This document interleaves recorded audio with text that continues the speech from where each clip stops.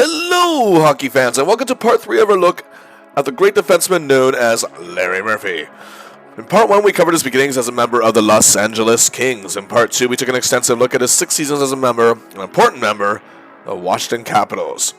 If you haven't watched those, the links are in the description, and check them out right now. But to quickly bring you up to speed, his days in Washington saw him evolve in his diversity as a defenseman, and despite an epic 1986-87 season, however, where he was a second-team All-Star and a finalist for the Norris Trophy as the league's top defenseman, Murphy was just never really given a chance to channel all of those skills into one concise role due to Brian Murray's rickety-wackety coaching system at times.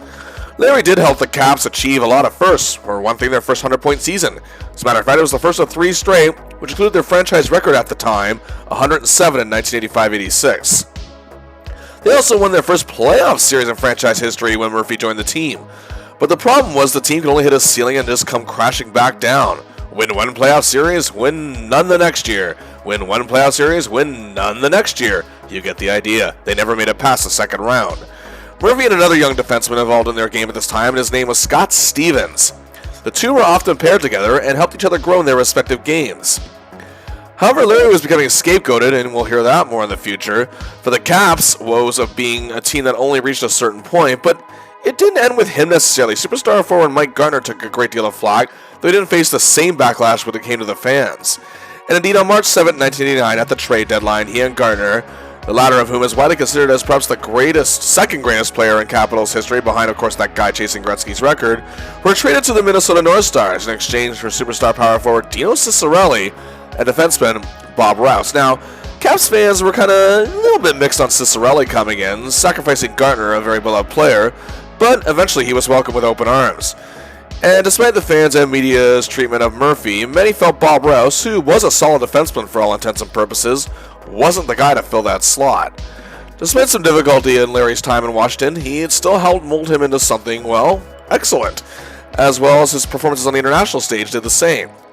He was key in Canada's first silver medal win in many years at the 1985 World Championships, and also their first victory over the Soviets in nearly 25 years. And after an appearance in the 1987 Worlds, he was sensational in the 1987 Canada Cup, one of the greatest rosters ever built, helping them win it all with a great performance, especially in the finals, and especially in the deciding third game. He led the entire tournament with a +8. But there's also another factor in Larry Murphy's career at this point, and again, Bourque, Coffey, Chelios, and McInnes may be bigger stars, and even better overall, but Larry sometimes was unfairly overshadowed. Now again, I'm not even remotely trying to imply that he was better than them, but he certainly deserved a lot of recognition, a lot more than he received in this era, much like they did. He would actually make a few yearly lists often throughout his career, especially at this point, of the most underrated players in the league. But now we journey to the land of 1,000 lakes, Minnesota. But first, a backstory. The Minnesota North Stars joined the NHL as part of the next six, the NHL's big expansion in 1967. The state of Minnesota and the passion for hockey could rival many regions even in Canada. The Golden Gophers college program was immensely successful. Many American hockey players have come out of Minnesota, especially in the early influx of American players entering the NHL.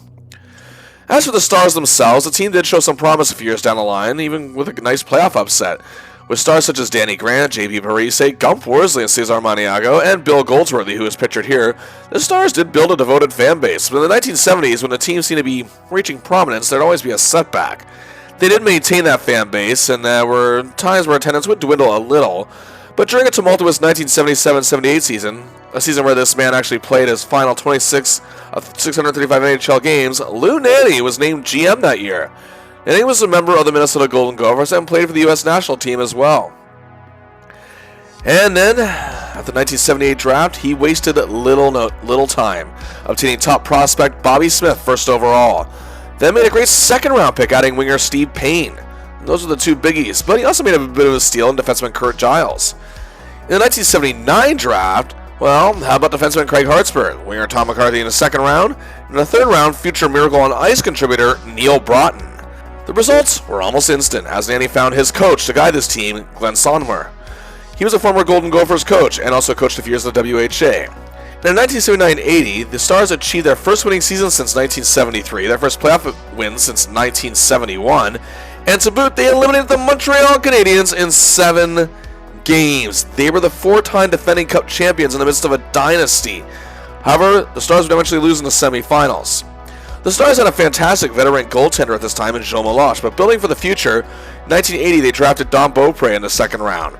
And they took a chance on an undrafted winger by the name of Dino Ciccarelli. In the 1980-81 season, they had another good year and made a miracle run to the Stanley Cup Final, their first in team history. But the powerful Islanders were just way too much to overcome. The Stars seemed to be the team of the future, many even touted them as such.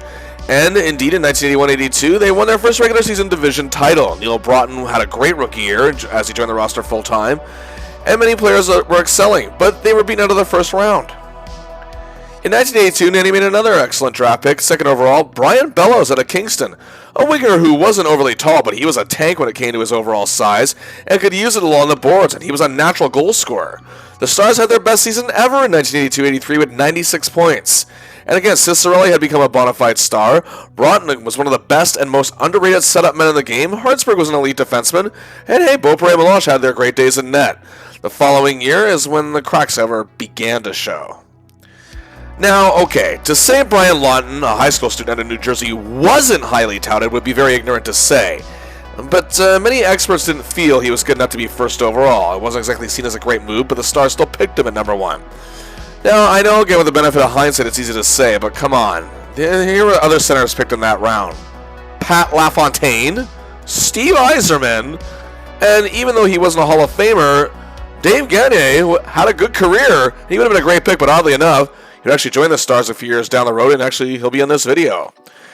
Early in the 1983-84 season, Bobby Smith was traded to the Habs for Keith Acton and Mark Napier in a third-round pick. Now, both forwards, both Acton and Napier, were excellent hockey players, but Napier wasn't even in Minnesota all that long in the grand scheme of things, and Acton was a fan favorite, and he contributed, but Smith went on to do very well in Montreal, having excellent seasons there and winning a Stanley Cup to boot. But Lawton would ultimately be a bust. Also, Glenn Sonnemer had many personal issues he had to deal with himself, as well as issues with the organization. He took a 2-year sabbatical even though he was technically still employed. The Stars did win the division and make it all the way to the conference finals, however, in 1983-84, but the Oilers put a stop to that in the conference final. But more cracks showed.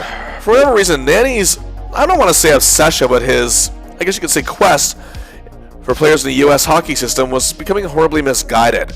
In 1984, he took defenseman David Quinn. He never panned out. He passed up on another American blue liner taken not long after, Kevin Hatcher. Also, his work in the draft as a whole had just plain weakened, and he was losing touch. The Stars were terrible in 1984-85, but they still slipped into the playoffs simply because they weren't as bad as the Leafs, and they even got a first-round upset. Sonnemer returned to coach as well during that year. But he was gone again in 1985-86. Lauren Henning took over. They made no dent in the 85 draft because they had no picks until the third round. But to be fair, the Stars actually had a solid regular season, but again, faltered in the playoffs. In 1986-87, oh no, they suck again! A poor draft. Despite a huge year for Nino Ciccarelli and Craig Hartsburg, they missed the playoffs for the first time since 1979. Sonnemer came back again for what would be the final time. Also, several injury issues plagued others in these lean years, such as Bellows and Broughton. That didn't help much at all. And their other young players just were not developing. Bad trade deals, everything was just a mess. In 1987-88, things got even worse, as they were literally the worst team in the league. The 1948-13 record. Broughton missed 26 games that year. Ciccarelli even missed 13. And their coach that year was actually Herb Brooks, and even he couldn't make a miracle out of this bunch. Lou Nanne, however, was set to resign as general manager, and while he did a lot of good things for the Stars, they just didn't realize their promise, and now they've hit rock bottom, literally. But despite all his mistakes in the last few years, he gave the Stars a huge parting gift. First overall pick, Michigan native Mike Modano. And now, a new regime has taken over, and Jack Ferreira as GM and new coach Pierre Paget. And now, we are back to the start of this chapter. At the day of the trade, where they acquired Murphy and Gartner, and they beat division rivals Detroit that same day.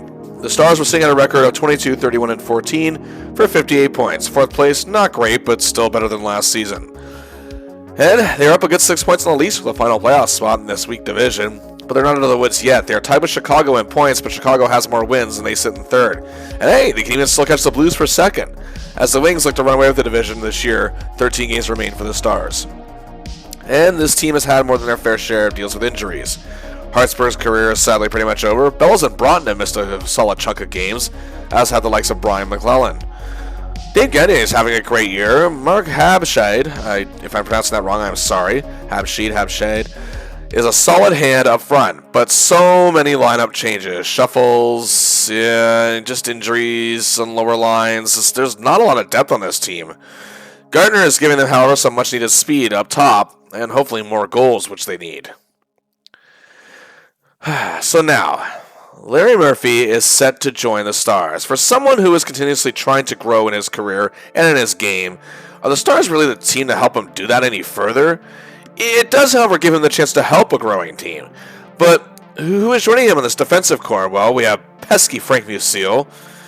He's reliable. Veteran Kurt Giles, gritty rookie Mark Tenorti, Finnish import Ville Siren, and veteran and former Red Wings All-Star Reed Larson. Not exactly what he had alongside him in Washington, to say the least. But being with Gardner and other offensive talents like Broughton, Bellows, and Gagné can't hurt. And in net, they had the workhorse known as John Casey as their number one guy. Yeah, the Stars' power play is below average, and their penalty kill was decent. But they're hoping Murphy can boast the former, as the Caps had the top 5 power play in his first 3 seasons there, and they were still ranked 7th this season. It's a whole new world for our hero. Let's see what he can do in those final 13 games. Larry Murphy made his debut for the Minnesota North Stars on March 11, 1989, the 696th game of his career. He played well, but saw limited ice time, which is common practice for newly arrived players, adjusting to a new team in the late season, as the Stars actually did come back to tie division rivals St. Louis 2-2. It was actually the first game of a home-and-home series as Larry makes his home debut for the Stars on March 12, 1989, as he and Gardner get a very welcome reception from fans, and 5:24 into the game, it happened. Don Barber sends the puck to Broughton, who sees Murphy at the perfect spot where he's open and he scores! The 139th goal of his career, his 8th of the season, and first as a Star. And the Stars lead 1-0, and 1:44 later on a power play, Gagné sees Bellows, who sees Murphy back at the point. He scores his second goal of the game, 2-0, and that was en route to a 5-3 win over the Blues. And Larry, in just his second game as a Star, is named first Star. Teammate Mike Gardner, who assisted on the game winner and scored the insurance marker, is second Star of the game. However, Minnesota would lose to the Leafs 2 days later, 5-3, but Murphy wasn't bad in that game. Larry then had a great game in a dominant 6-1 thrashing of another division rival, the Blackhawks, with 2 apples. He looked sharp in a 3-0 shutout win over Buffalo, and then 2 assists in a win over former division rivals, the Penguins, in a monster 7-2 win, and he still had Lemieux's number in this one. The Stars sit in third, still remain just 1 point back of the Blues for second, and are up on Chicago in fourth by 5 points. And with the Leafs drowning in the basement, the Stars just need 1 win to clinch. Larry had 4 assists and was a +3 on this win streak. But then they go winless in 5. Back-to-back losses over the Rangers and Isles, 3-1 each. Larry wishy-washy in those games, but not overly bad. But he brought his clutch heroics to the Forum in Montreal against the mighty Habs. And the Habs defense and Patrick Wall were owning the Stars, but John Casey kept it at 1-0. He was playing a sensational game. And with 1:57 left on the power play, Habscheid over to Gagné. And Murphy slaps it home. He fools Wall. The game is tied, and that's how it would stay. Larry was third star of the game. But then they faced the dominant Flames, and they did hold their own, but lost 3-2. And he did have a helper.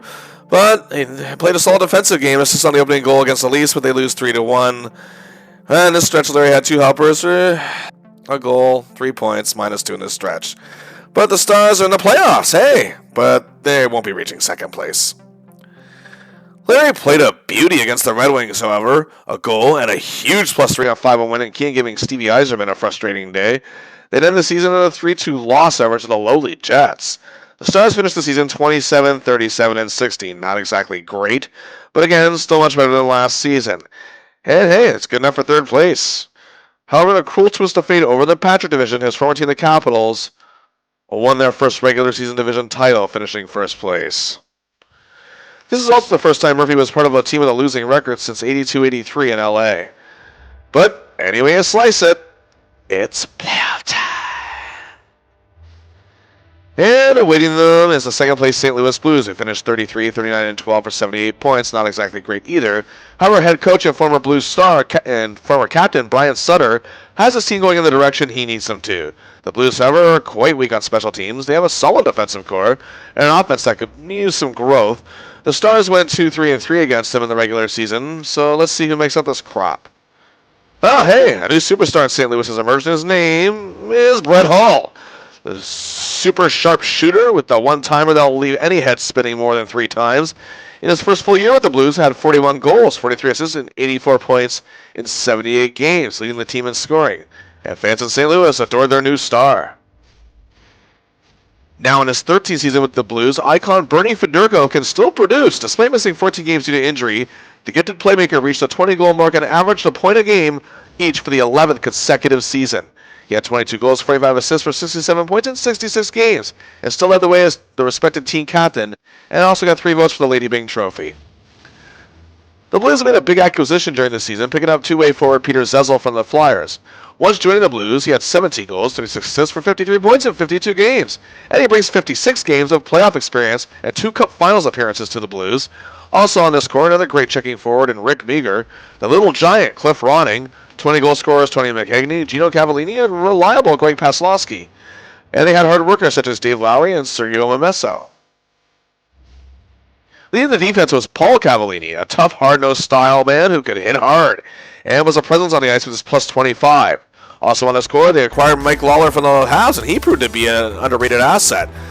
Gaston Gindra was a solid hand. Brian Benning adds toughness. Grizzled veteran Gordy Roberts can still be a nasty customer as well. In net, the Blues are going with veteran Greg Millen, and why not? Yeah, okay, yes. Millen was a walking punchline at times throughout his career and even still afterwards. But he was really good this year. 22, 20, and 7 record, a 3.38 goals against Stafford, an 879 save percentage, and led the entire league in shutouts with 6. Remarkable. He came in 5th in Vezina Trophy voting, and actually the first time in his career he got votes for that award. Well, here we go. Game 1 is at the St. Louis Arena, and it's an exciting affair. And Larry is playing a good game. The Stars lead 1-0 at the end of 1. The game was tied 2-2 at the end of 2. The Blues took the lead in the third, but Bob Brook tied it with 2:35 left. And we're out to OT, but Hull sinks the Stars just 11:55 in, and they drop the first game. In Game 2, the Stars looked great and led 3-1. Bellows and Broughton were having a great night. But Millen stood his ground after that, and Larry was not playing well. The Blues got one back in the second and got one back in the third with 1:44 left to tie it. We go to overtime again. Meagher wins it for the Blues, and the Stars trailed the series 2-0. Larry was a -3 here. Hey. Game 3, we shift to the Met Center at home for the Stars, and it's bad.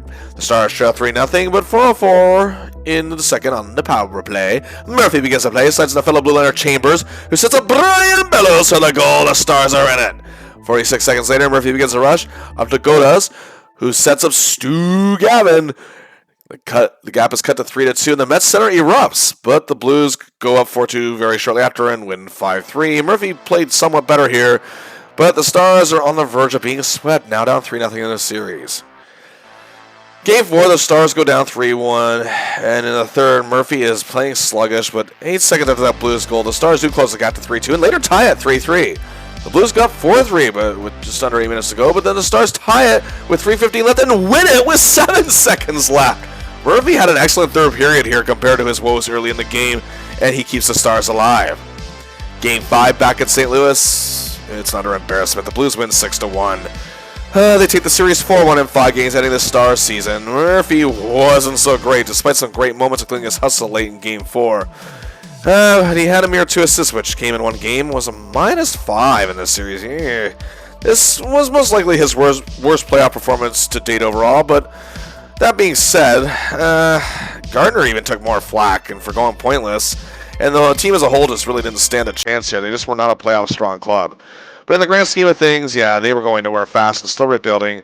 The Blues, however, would be beaten in Chicago by 5 games in the Norris final. In 13 games after the trade of the Stars, Murphy had 4 goals, 6 assists for 10 points. Really good.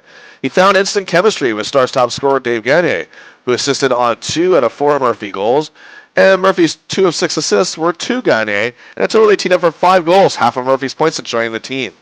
He also had great chemistry with Mark Habshade, collaborating on 3 assists, half of Murphy's output in that regard. And Habsy was also responsible for half of Murphy's 10 points, as well as they teamed up one way or another for 5 goals as well. Well, Murphy's time with the Stars after the trade seemed to get him back in his groove. He was playing excellently, adjusting pretty quick, and was a +5 in those 13 games. It looked like he was ready to take on this new task head on. And hopes of being a significant part of this rebuilding process were indeed present.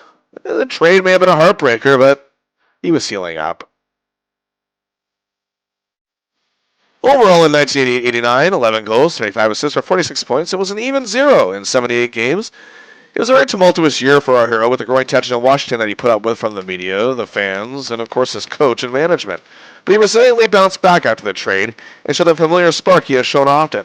I mentioned earlier how the Caps won first place in the Patrick Division for the first time ever after he was gone, which had to be a bit of a slap in the face. But the similar playoff woes that have been hitting the Caps all these years hit them again. They were eliminated in the first round.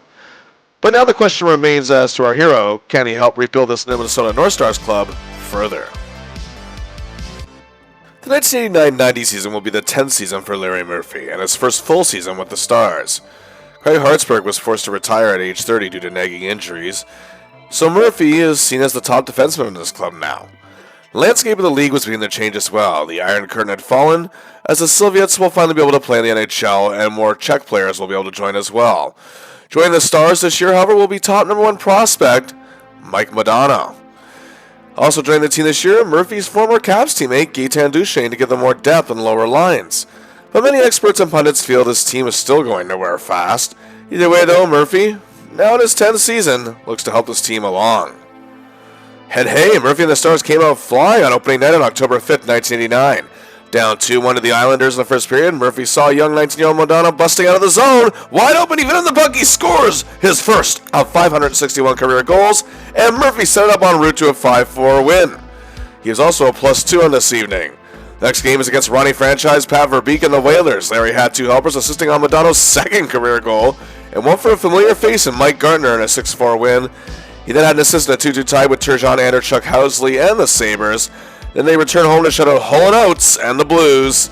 And then in a tight game with Sakic Stastny and the sad Nordiques. With 2:40 to play, Murphy sent the puck to Broughton, who fed it to Bellows.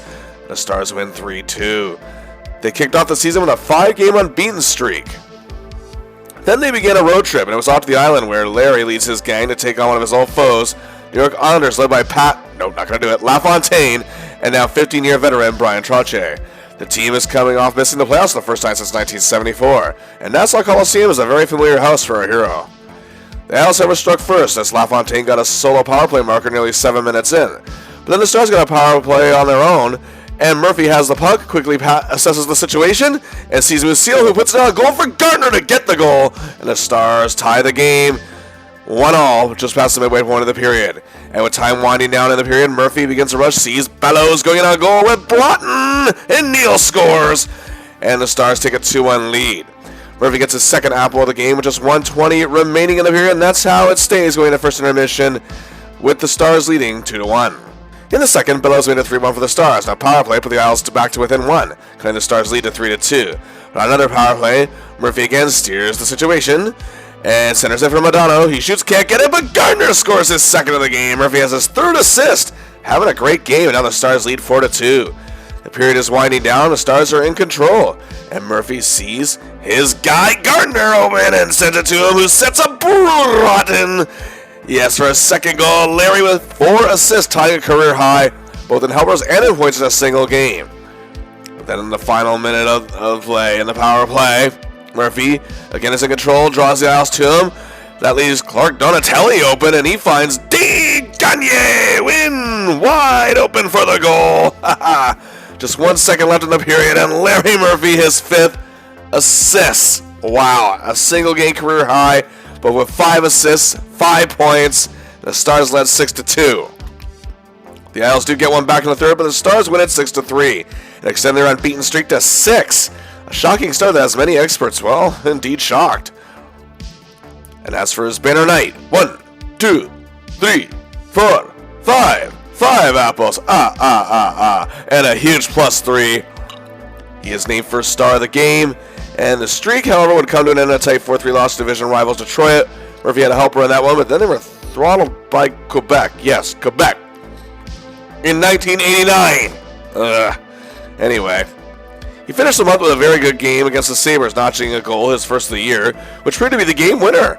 But then it was a 4-1 loss to the Blues, but they slipped by the Flyers, easy for me to say, 6-5. Then lost to IF Radio Ramage in Toronto, 6-4. He had an assist. What an October for our hero. A goal, 12 assists, 13 points in 12 games, and a +3. And the Stars are a pleasant surprise, going 7-4-1 to start the season. But November wasn't such a dominant month. Good offensive numbers, a goal, 9 assists, 10 points, 14 games, but a dreadful -11 in just 1 month. Eek. Well, he may have played one of the worst games of his career to begin the month. A 4-3 loss to Chicago, -4 on ice for all 4 Hawks goals, and some bad giveaways and bad plays. But then they shut out Chicago back home. Larry played much better, but then they suffered a 2-1 loss to the Leafs the very next day. And he had a rough game, but he rebounded again with an excellent performance and a 5-1 win over a very disappointing Red Wings club with 2 assists and a +2. And he had an assist and a 3-2 upset over the defending Stanley Cup champion Calgary Flames. He played well in wins over the Leafs and Devils, but did not play well against the Flyers in a loss. He bounced back again with a goal and a helper and a big 3-0 shutout win over the Blues and was second star of the game. But he was no star in a 7-4 loss in St. Louis. He had an apple and a 6-3 win over the Leafs, and in a 7-6 win over the Devils. And in a 5-3 win over the Hawks, Larry gifted apples to Gartner, Gagne, and Madonna and was named third star. But he ended the month with a poor performance against the Flames. The Stars, however, were still looking in good shape. But the loss to Calgary began an 8-game winless streak in November. A 6-1 loss to Messier and the Oilers and a -2. Played better in a 6-5 loss to the Canucks with 2 helpers. Scored the lone goal and a loss to Chelios and the Habs. He assisted on the lone goal and a 2-1 loss to the Wings. It was a -2 and a 3-1 loss to the Wings right thereafter. And had an assist in a 4-2 loss to the Canucks. Then on December 14, 1989, they played host to Mario Lemieux, Paul Coffey, rookie Mark Recchi, and goalie Tom Barrasso and the Pittsburgh Penguins. After a banner year last season, the Pens are off to a bit of a sluggish start as they arrive in Minnesota. Murphy has played very well against Lemieux in the past, so let's see what he can do. But it's bad once again. The Stars trailed 2-0 after the first period. The Stars open the second period on the power play, and 1:31 in, Broughton up to Madonna, back to Murphy, straight on net, he scores! And the Stars are in it, but trail 3-1 after 2. It gets even worse at 4-1, just 2:30 into the third. But on another power play, Gagne over to Murphy, back to the point, waits for his man, it's Bellows who scores! Madonna scored 47 seconds later to close the gap to 4-3. Then on another power play, Bellows, Broughton, back to Larry Murphy. Murphy's clutch heroics come into play in a 4-4 tie at the Pens. Oh my goodness, 2 goals, 1 assist, 3 points, first star of the game. The Stars broke their winless skid in the next game in a 4-3 win over Toronto. Murphy played well, but then they'd go winless in 6. Murphy missed one of those games and didn't play well overall in this stretch. He had a solid outing in a 2-1 win over the division rivals St. Louis to end the month, making some key plays, but overall, again, not a great month. He did have good offensive numbers again, 3 goals, 7 assists, 10 points in 14 games. It was a -8. Stars were not looking so hot anymore, and it seemed Page just didn't understand Murphy. And a new decade is upon us, the 1990s. Murphy looked better in January as his Brazilians came through in an 8-2 thumping of Beezer and the Rangers. A goal, 2 helpers, 3 points, a +3 in second star of the game. He notched an assist in a 4-3 comeback win over the Wings, but then the Wings turned right around and humiliated the Stars 9-0. Murphy was a -3, and actually he was far from the worst player that night. Imagine that. Then 1 assist in an 8-4 loss to the Islanders. They got revenge on the Wings in a 6-4 win. Murphy again, 2 apples, looking great. He played very well with a goal and a helper against the mighty Habs, but they'd lose 4-3. He assisted on the only goal against Savard, Wilson, Larmer, and a revamped Blackhawks squad in a 3-1 loss. Oh boy, and after a 7-4 win over the Nords, they lose 7-3 to Toronto. Larry did not play well, got hurt, missed 2 road games against the Canucks and the Flames, which they won and lost respectively. He returned with a vengeance, however, playing a great defensive game and a +2 and a 4-2 win over Howard Chuck and an improved Jets squad, ending the month hosting his former team, the Capitals. It was at home. He had an assist in a 4-3 overtime loss. In total, 2 goals, 9 assists, 11 points, 11 games, and a -3. A big improvement, however. In February, Murphy began the month with an assist and a +2 in a 7-6 loss to Philly. He had another apple in a 4-3 loss to the Rangers and then had a goal in a 4-3 loss to Hartford. They then broke the losing streak with a big 6-4 win over the division rival Chicago, Murphy assisting on Gaetan Duchesne's game winner. Then came a big night for Murphy as well as Gardner. Their first trip back to Washington, and the media coverage was pretty big. Gardner got a great reception. Sadly for Murphy, it was a little more lukewarm, but still got his fair share of cheers. The Caps are actually not having a good season and are 5 games below 500.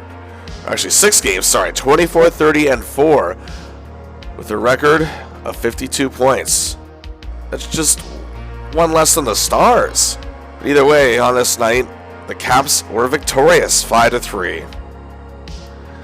And the Stars' losing ways continued. A 2-1 loss to the Blues, but they bounced back with a 6-3 win over Gretzky and a disappointing Kings squad, then lost 3-2 to the Oilers. Then he'd have an assist each in a loss to the Kings, and then the powerful Bork and the Bruins. The Stars ended the month hosting the Winnipeg Jets, led by, of course, superstar Dale Hawerchuk, as well as defenseman Dave Ellett and goalie Bob Essenza, and they were having a pretty good year. The Jets are keeping pace this game. The game was tied 2-2 in the second, but then, on the, you guessed it, power play, Murphy looks, he sees Bellows at his wing. He gets it to him, who sets up Gagne, win. The Stars lead 3-2 after 2. The Stars had a 5-3 lead in the third, and Neil Broughton slips it back to Murphy, who dips her in the net perfectly, 6-3 Stars. And 50 seconds after taking a 7-3 lead, Murphy clears it out of the neutral zone to McRae, who sets up Barber. 8-3 Stars win. Murphy, a goal to assist 3 points, a much-needed win as the final stretch is about to begin, and Murphy is named 3rd star of the game. Murphy had his best month since October, 2 goals, 8 assists for 10 points, and a +3 in 11 games, playing with that old determination. With 15 games remaining as March begins, the Stars are barely clinging on to 4th place in the final playoff spot in the Norris Division, just 1 point up on the Red Wings. Murphy could very well be missing the playoffs for the first time since 1983, back when he was with the Kings. Hey, Larry played great and had an apple in a 3-2 upset win over the Habs, and then had 3 assists against the Lemulus Penguins squad, but they lost 8-6. After that game, the Stars traded Mike Gardner to the Rangers for 2 4th-rounders and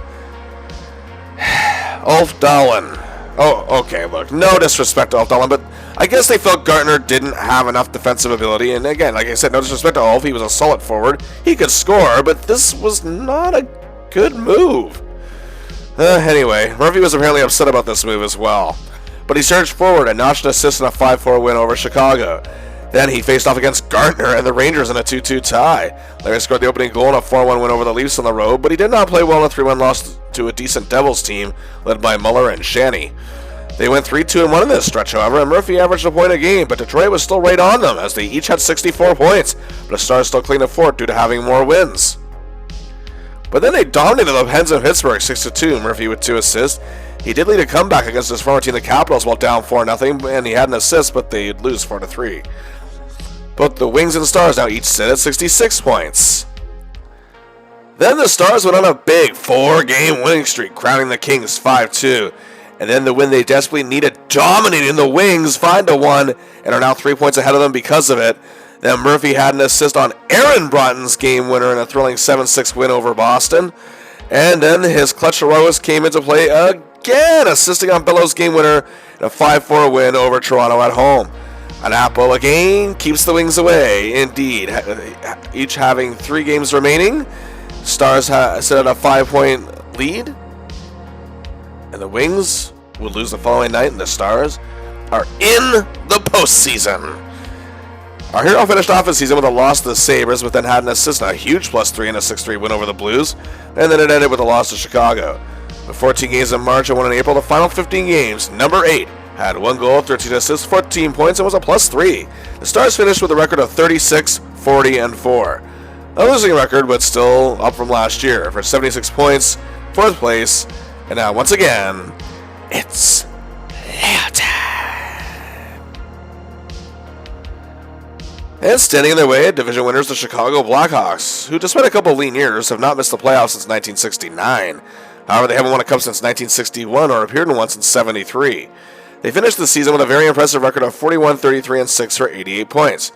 And they were led by a man Larry knows very well, his coach and junior, as well as the 87 Canada Cup maniac Mike Keenan. He had whipped this team into great shape. They had scored the 5th most goals in the league. They had a tremendous power play, so penalty kill. But the Stars, however, won the season series with a 4-3-1 record. Could an upset be on the horizon?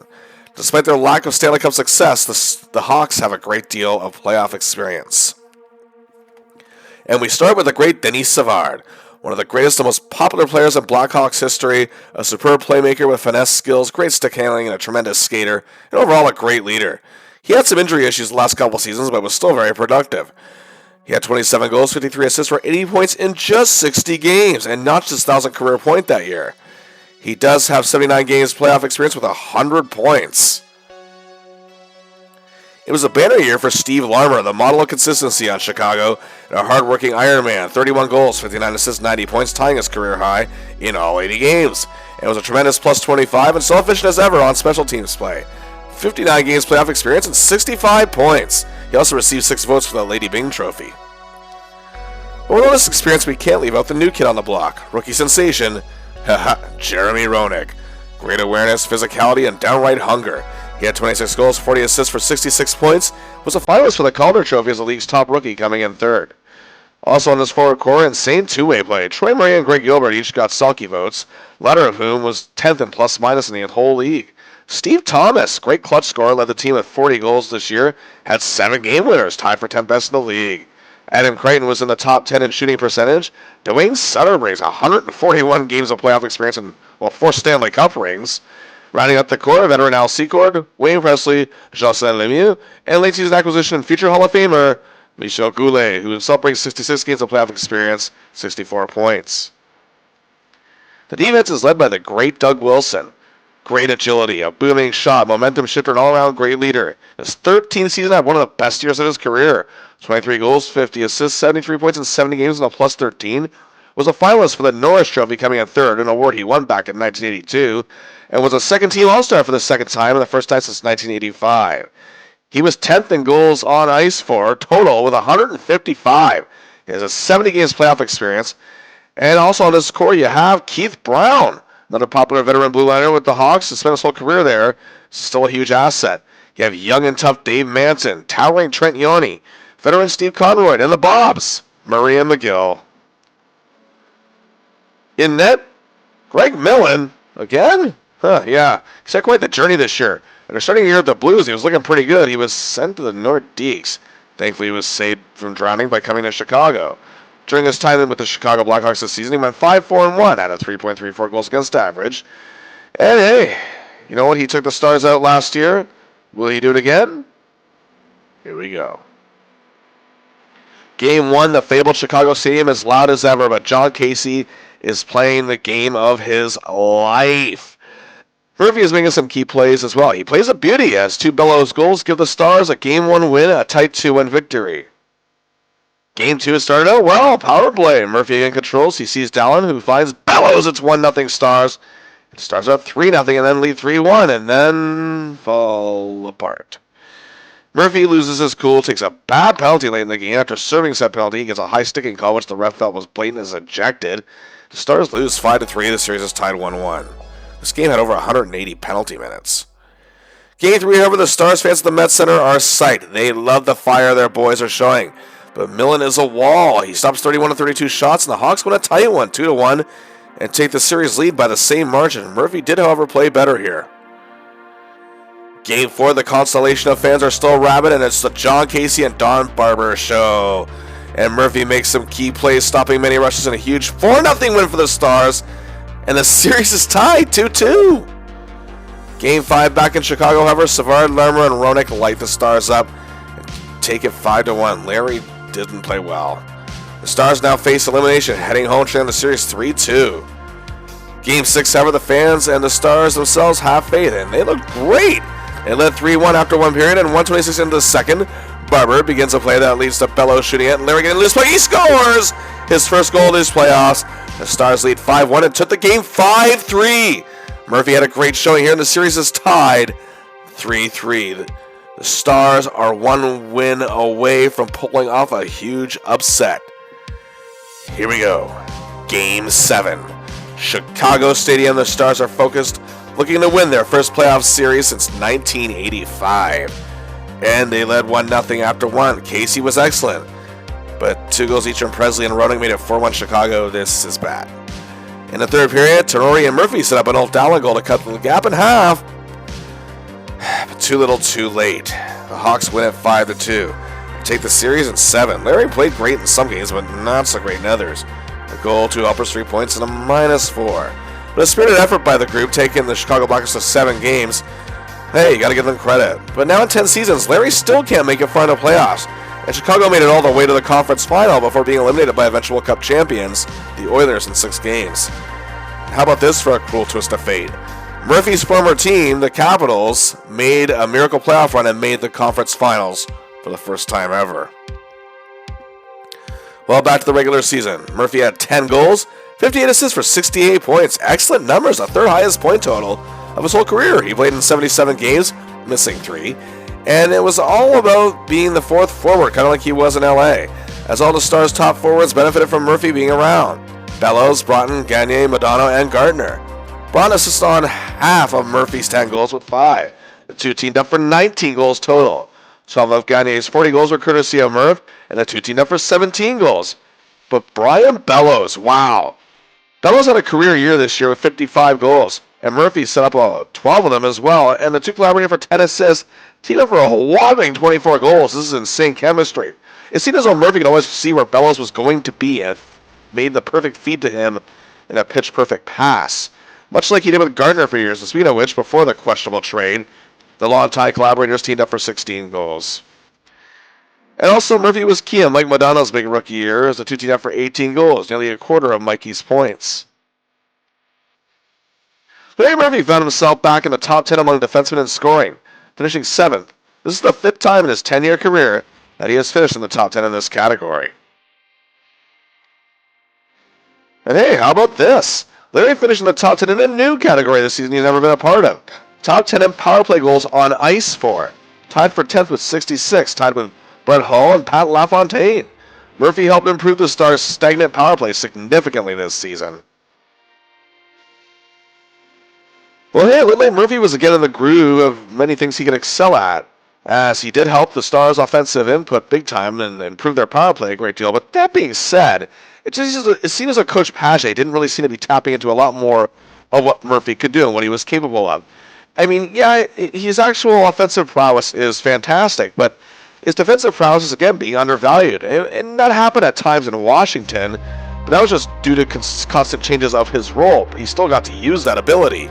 He was able to make it work back there, but while he had a good year this year, he was still a -13. That's a career worst, beating his mark of -12 back in 81-82. And it's only the 2nd time, however, in his career he's finished a season in the minus. Page was a unique coach, and that doesn't necessarily mean great. But either way, he took a GM job in Quebec, and he's done. And speaking of GMs, Jack Ferreira has taken a new opportunity as well.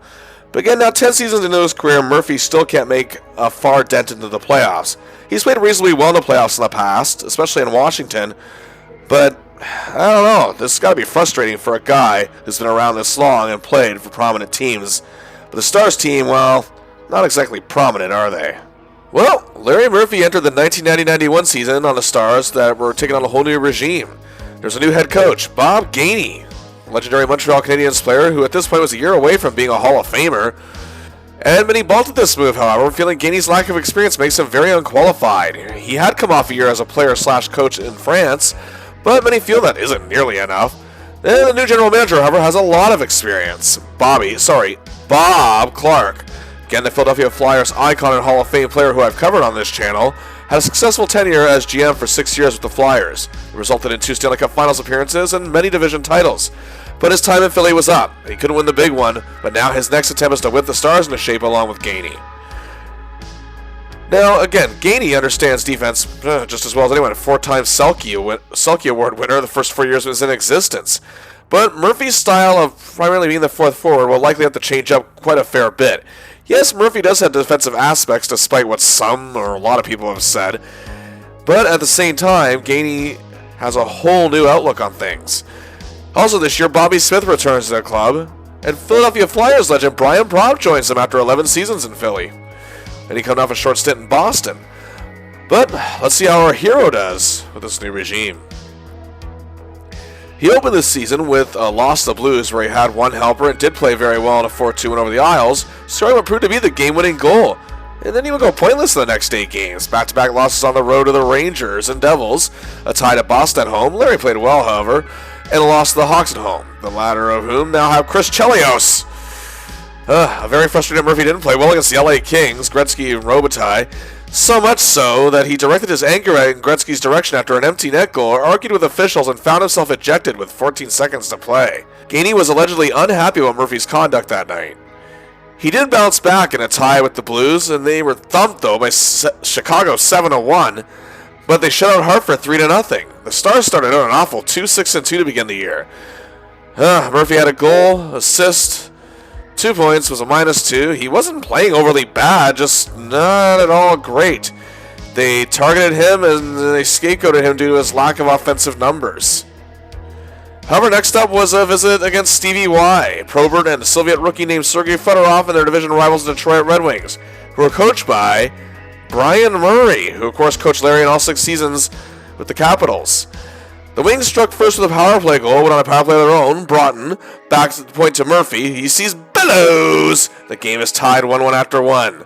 Tied 2-2 in the second. Murphy clears the puck out of the zone, sending Neil Broughton in on goal. He scores! 3-2 Stars. It'd be 3-3 after 2.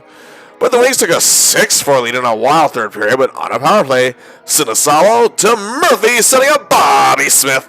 They close the gap to a goal, but the Wings go up 7-5, but time's winding down. Power play, you say. Smith takes a stab at it, can't get it. Bellows brings it back around to an open Murphy, moving up from the point. He scores! With 1:38 left, his 4th point of the game. But alas, the Stars would lose 8-6. Larry Howard was named first star of the game despite the loss. For his effort, he had a notch, 3 apples for those 4 points. They would then tie the Wings at home after this, but lose to the Leafs. Larry with an assist on that one. Yeah, October wasn't his best month. Still had 2 goals, 5 assists, 7 points, and a -5. The Stars as a whole were just looking sluggish. November wasn't all that spectacular either. A goal, 4 assists, 5 points, another -5 in 14 games. Highlights included scoring a beautiful solo effort against the Habs and being named 3rd star of that game in a 2-2 tie in the 4th. Assisting again his game winner against the sad Nordiques in a 3-2 victory. His low light, however, was a -3 against the Wings in a 4-3 loss. But Murphy's resilience was on display once again the next game. 2 helpers in a 6-4 win over the Canucks team. The Stars looked rough, however, still, and Murphy was being scapegoated again? Okay, look, he's not playing his best, that's clear. But, again, he's far from even top 5 worst on this team right now. Gainey apparently, however, wasn't keen on Murphy's style either. And as Murphy just couldn't seem to grasp Gainey's strategy, and GM Bob Clark felt his defense just wasn't strong enough. But he was still an asset, and no significant trade rumors were swirling at this time. Well, to start December, it looked much better for our hero and the Stars. They won 3 of their next 4. First, he played a great game against the Penguins, a goal and a +2 and a 6-3 win. Then it was a home-and-home with the Leafs. He played well in the road win, but didn't play too well in the 2-1 loss at home. But once again, bounced back, 2 assists, and a huge 7-0 win over the Flyers on December 8th. And that would be his last game as a member of the North Stars. Indeed, in the wee hours of December 11th, rather than heading to the Met Center later that day to face Calgary, he was actually being informed that he'd been traded to the Pittsburgh Penguins, along with another defenseman, Peter Taglianetti, in exchange for 2 other defensemen, Chris Dahlquist and Jim Johnson. Clark and Gainey felt Murphy lacked any real substance, so they parted ways with him. And the Stars' bad start, well, I guess they had to make a shakeup. In Murphy's final stay with the Stars, he had 4 goals, 11 assists for 15 points in 31 games. 2 out of 4 goals came from Bobby Smith on assists, while Larry set up Bellows again, having great chemistry, setting him up, assisting for 5 goals. More than half of Larry's assists, however, were collaborating with Neil Broughton, totaling 6. Well, clearly Murphy wasn't meant to be a part of the Stars' future, but looking at this team, he may have had a lucky escape. Gainey seemed lost, but the thing is, Clark knew what he was doing, or so it seemed. But even the local sports media in the Twin Cities were kind of not sold on this one. They felt they could have gotten much better players in return for someone like Murphy. Crazy how the trade happens, as it seemed he was just finding his full groove again after a bit of a wishy-washy start. But his style of defense isn't what Gainey knew or wanted. He wanted a Chris Chelios or a Larry Robinson, guys he played alongside in his career. And Murphy was a -8 in his final 31 games as a star. Murphy's time in Minnesota was barely a blip on the radar screen in the grand scheme of things. In the entire scope, the trade of the Stars and the trade from the Stars to Pittsburgh is the biggest thing it's remembered for. But regardless, he did improve their power play leaps and bounds, finishing 10th in power play goals on ice for the 1989-90 season, and he found his scoring touch again, finishing 7th among defensemen in scoring that same year. Well, in parts of 3 seasons with Minnesota and only 1 full season, Larry Murphy had 18 goals, 75 assists for 93 points in 121 games, excellent numbers. And his great chemistry with star forwards was on display, especially with Brian Bellows. And now we venture to Steeltown.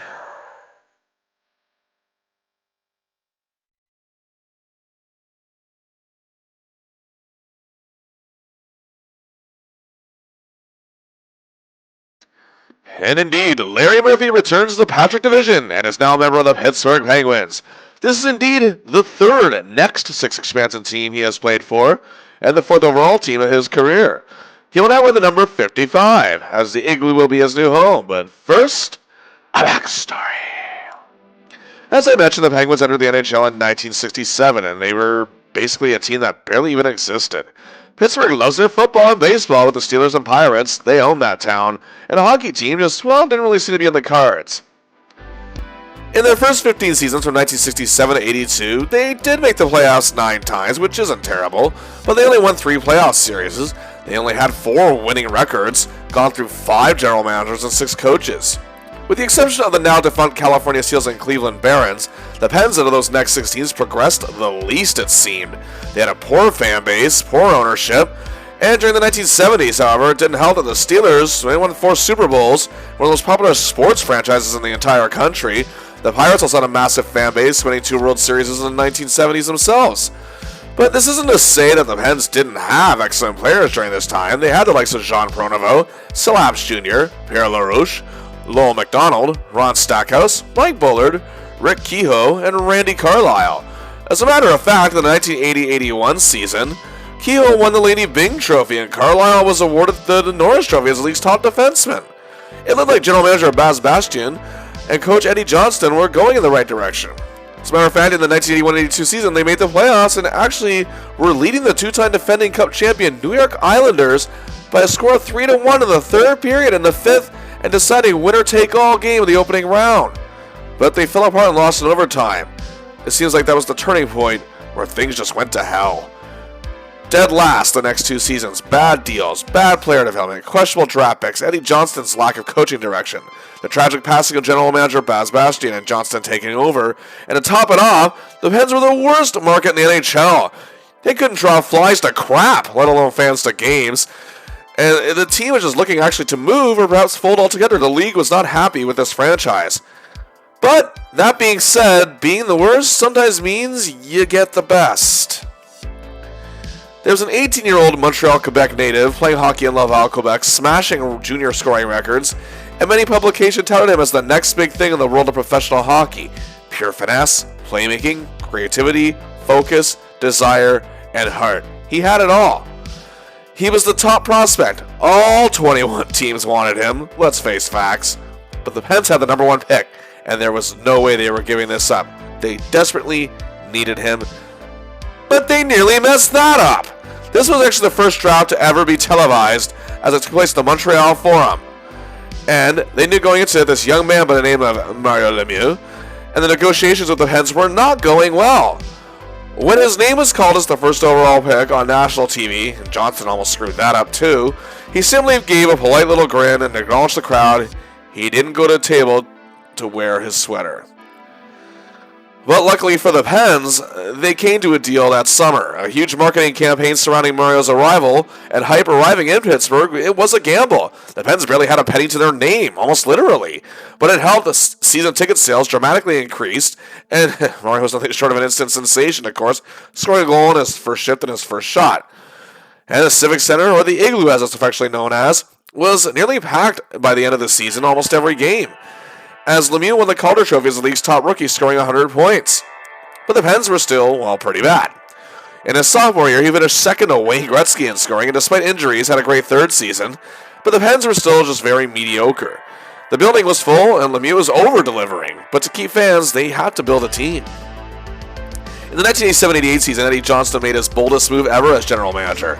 He gave up grinder Dave Hannon, defensive prospect Chris Joseph, veteran defenseman Mo Mantha Jr., and their number 2 pick overall from 1985, Craig Simpson, who was off to a good start that season, and sent them all to the Edmonton Oilers in exchange for winger Wayne Van Dorp, gritty Dave Hunter of the Hunter family dynasty, and superstar defenseman, 2-time Norris Trophy winner, 3-time Stanley Cup winner, a man who has set quite a few records, the phenomenal Paul Coffey. This was huge. Coffey was a bona fide superstar. His offensive skills from the blue line can only benefit Lemieux. And it did instantly. Lemieux won his first scoring title that year, had a career year with 168 points, won league MVP, and the Pens had their first winning record in nearly a decade, but they did fall short of the playoffs. Also, Johnson signed Kevin Stevens, an American national team winger, initially belonging to the property of the LA Kings, who never once had to use him. A new regime, however, came into Pittsburgh for the 1988-89 season, and that was a new general manager and a legendary goalie, Tony Esposito, and new coach, Gene Ubriaco. And in addition to Lemieux and Coffey, they had a talented winger in Rob Brown, signed a hungry young forward by the name of John Cullen, drafted Mark Recchi of the Kamloops Blazers in a steal. But even better, they found the goalie they've always needed, and that's been one of the biggest problems in their history, was lack of good goaltending. And they got him, Buffalo All-Star Tom Barrasso. And the Pens had one of their best seasons ever. 40 wins, 87 points. Lemieux, just 85 goals and 199 points.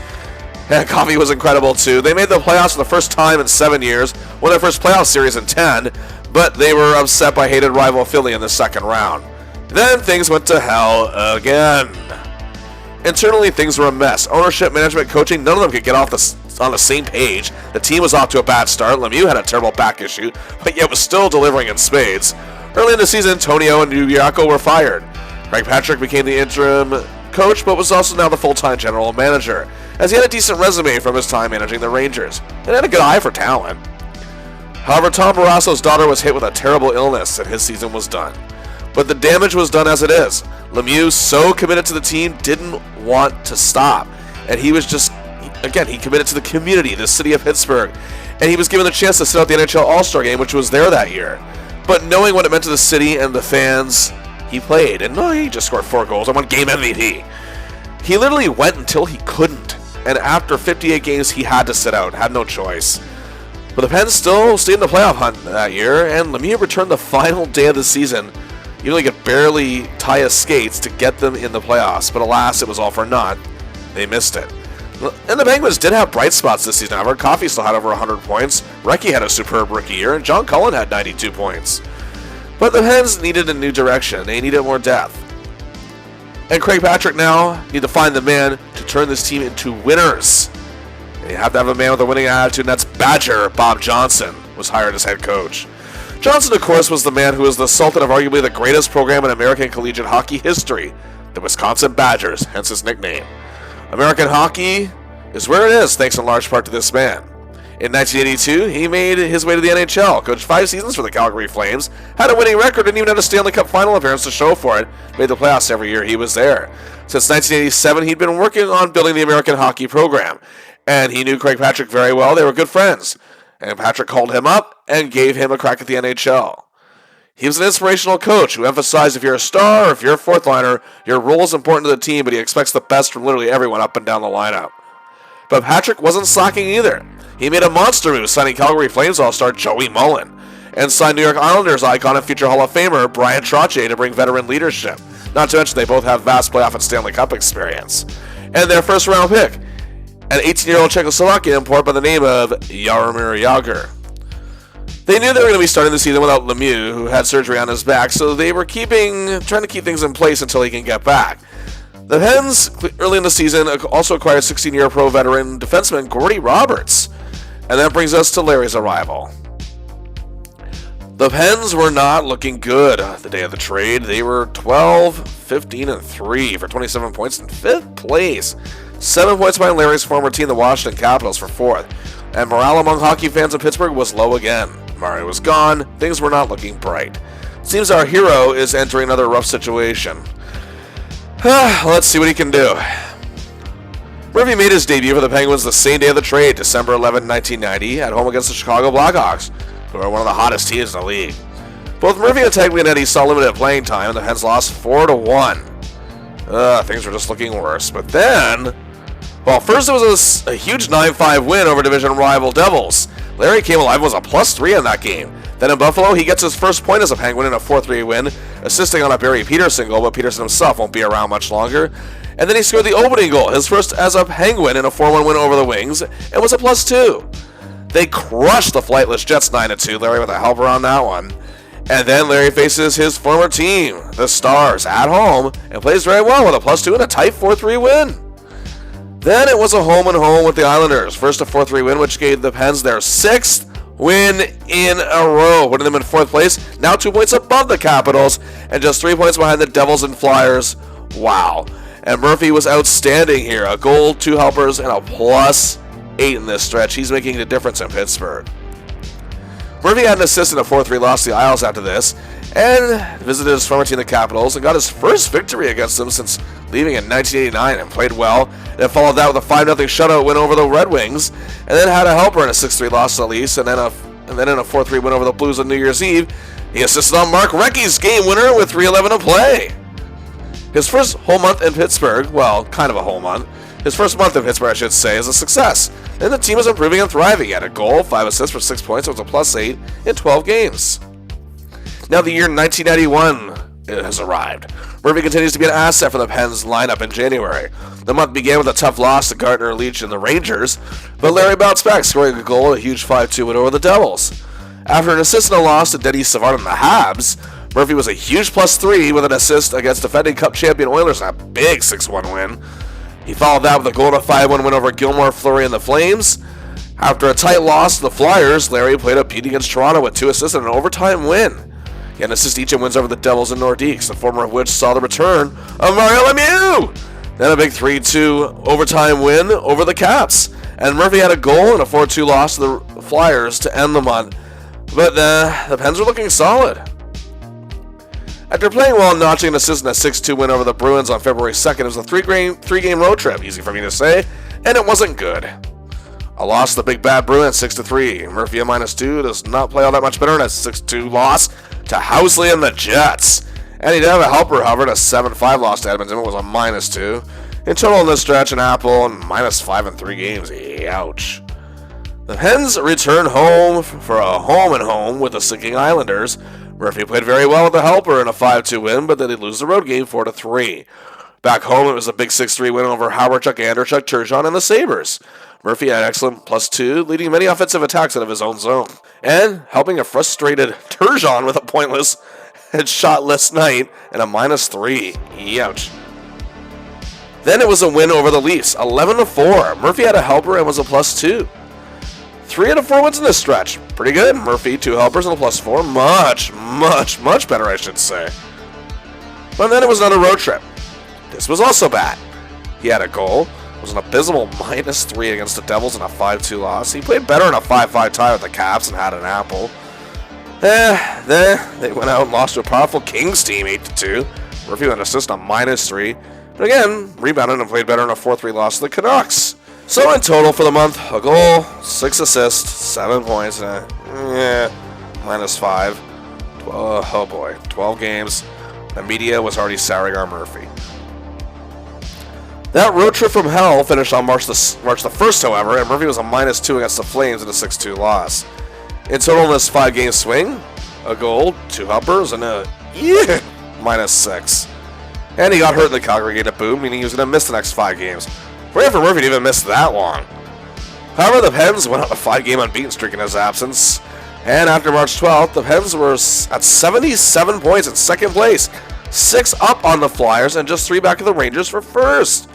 Also during this time, Patrick made a huge trade, actually parting ways with John Cullen, who was one of the top scorers in the league, and trading into the Whalers for superstar and all-star Ron Francis. Feeling his depth would come in handy come playoff time, Pens fans were not happy with this. There are 9 games, however, remaining. So Larry returned on March 16th to very little fanfare, sadly, as the Pens took on Sakic Sundin and the Sucky Nordiques. And Larry assisted on 2 Mark Recchi goals in his return in a 6-3 win. But the biggie was the next game, a huge 4-2 win over the Rangers, which put the Pens in first place, 1 point up on the Rangers, and Murphy played very well to boot. He also played good in his next game against the Devils with an apple, was a +2, but the Pens lost 5-4. Then it was a thrilling 5-4 overtime win against the Rangers. This officially punches the Penguins' ticket, however, for the postseason. However, Murphy would mix the next game. Then another huge win. Murphy plays a beauty against the Flyers in a 3-1 victory. 2 apples, but to Mario, and his named 3rd star of the game. It also puts up 2 points up on the Rangers with 3 games to go. On March 27, 1991, the Pens beat the Wings 7-4. Larry had an assist, and the Penguins, for the first time ever, won their division. And for Larry Murphy, for the first time ever, was at long last a division champion. And in the 9 games he played in March, he scored 6 assists, was a -3, but played great in the run to win the division. The Penguins finished overall 41, 33, and 6 for 88 points, their 2nd best total ever. And there's not a lot of high hopes of this team, despite having playoff experience heavyweights like Trottier, Coffey, and Mullen. And as for our hero, well, I mean, he has played well in the postseason in the past, but we all know he doesn't have the best track record. Anyway, to slice it for the 10th time in Larry's career, it's playoff time. And in the opening round in the Patrick Division semifinal, Larry and the Pens will square off with the upstart New Jersey Devils, a growing team under general manager Lou Lamoriello. They finished with a so-so 32, 33, and 15 record for 79 points, 4th in the Patrick Division. They actually had a solid power play, but the Pens had a weak penalty kill. That could be an issue. But the Devils had a below-average penalty kill, which the Pens could decimate with their awesome extra man unit. The Devils had a decent offensive production, but their strength was more in defense under coach Tom McVie. The Pens did win the season series 4-3-0, but the Devils shouldn't be counted out, as they have a new weapon for postseason play. And that's clutch master and overall pest, Claude Lemieux. He was acquired from the Montreal Canadiens in an off-season trade, and while he played well in the regular season, he reached 30 goals, added 17 assists for 47 points. And in just 4 seasons in Montreal, he played 2 Stanley Cup Finals, winning 1, has never been eliminated in the first round of the playoffs in his short career, and has 7 game-winning goals in the postseason, a lot of which came in 1986. But what a banner year for Devils icon John McClain. Yippee-ki-yay. A career-high 45 goals, his 3rd straight 40-goal season, 33 assists, 78 points, and played a tremendous physical style and can find many ways to get to the net. He too is a tremendous clutch player, tied for 8th in game-winning goals in the league with 7, and was the key on the Devils' power play with 19 extra man markers, 5th best in the league. He even got a vote for the Hart Trophy as league MVP. And a rising star, the man they call Shanny, Brendan Shanahan, an aggressive youngster with size, heart, and ferocity, and hey, he knows how to score as well. 29 goals, 37 assists for 66 points, and was actually seen at this point, believe it or not, as one of the NHL's most underrated players. Also still leading the way is team captain Kirk Muller, veteran and future Hall of Famer Peter Stastny lent substance, hardworking Doug Brown, Zdeno Seeger, seasoned vet tough guy Laurie Boschman, Pat Conacher, Jeff Medill, and John Morris. Their best blue liner this year was Soviet legend Alexei Kasatonov, a no-nonsense yet strategic defender, had 41 points, but his contribution was indeed his play in his own zone and overall presence on the ice, led him to leading the team with a +23. He was also 7th in the league in defensive point shares. Joining him is another Soviet icon, Slava Fetisov, a welcome presence on his club. Bruce Driver had a tremendous year, and tough and nasty fan favorite Ken Danico, can't forget about him, and the traditional Eric Weinrich. In net, they are going with Chris Terreri. He had an excellent year, going 24, 21, and 7. A really good 2.91 goals against average, 7th best in the league. A pretty good .893 save percentage, and a shutout.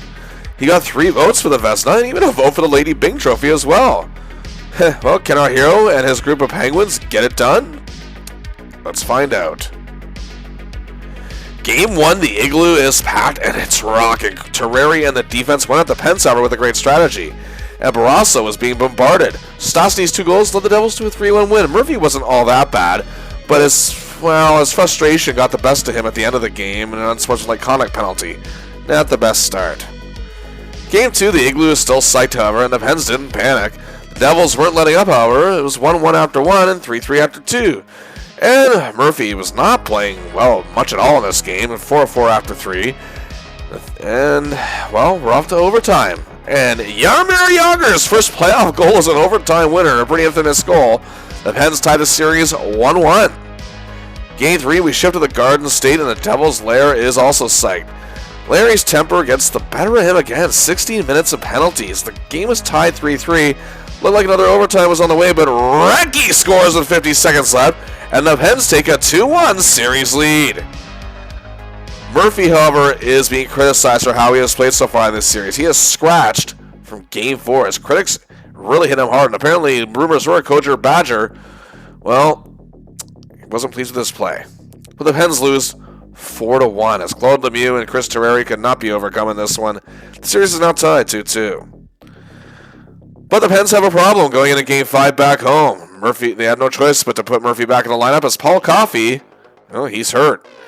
Murphy is much more disciplined here, but the Pens trail 2-0 after 2.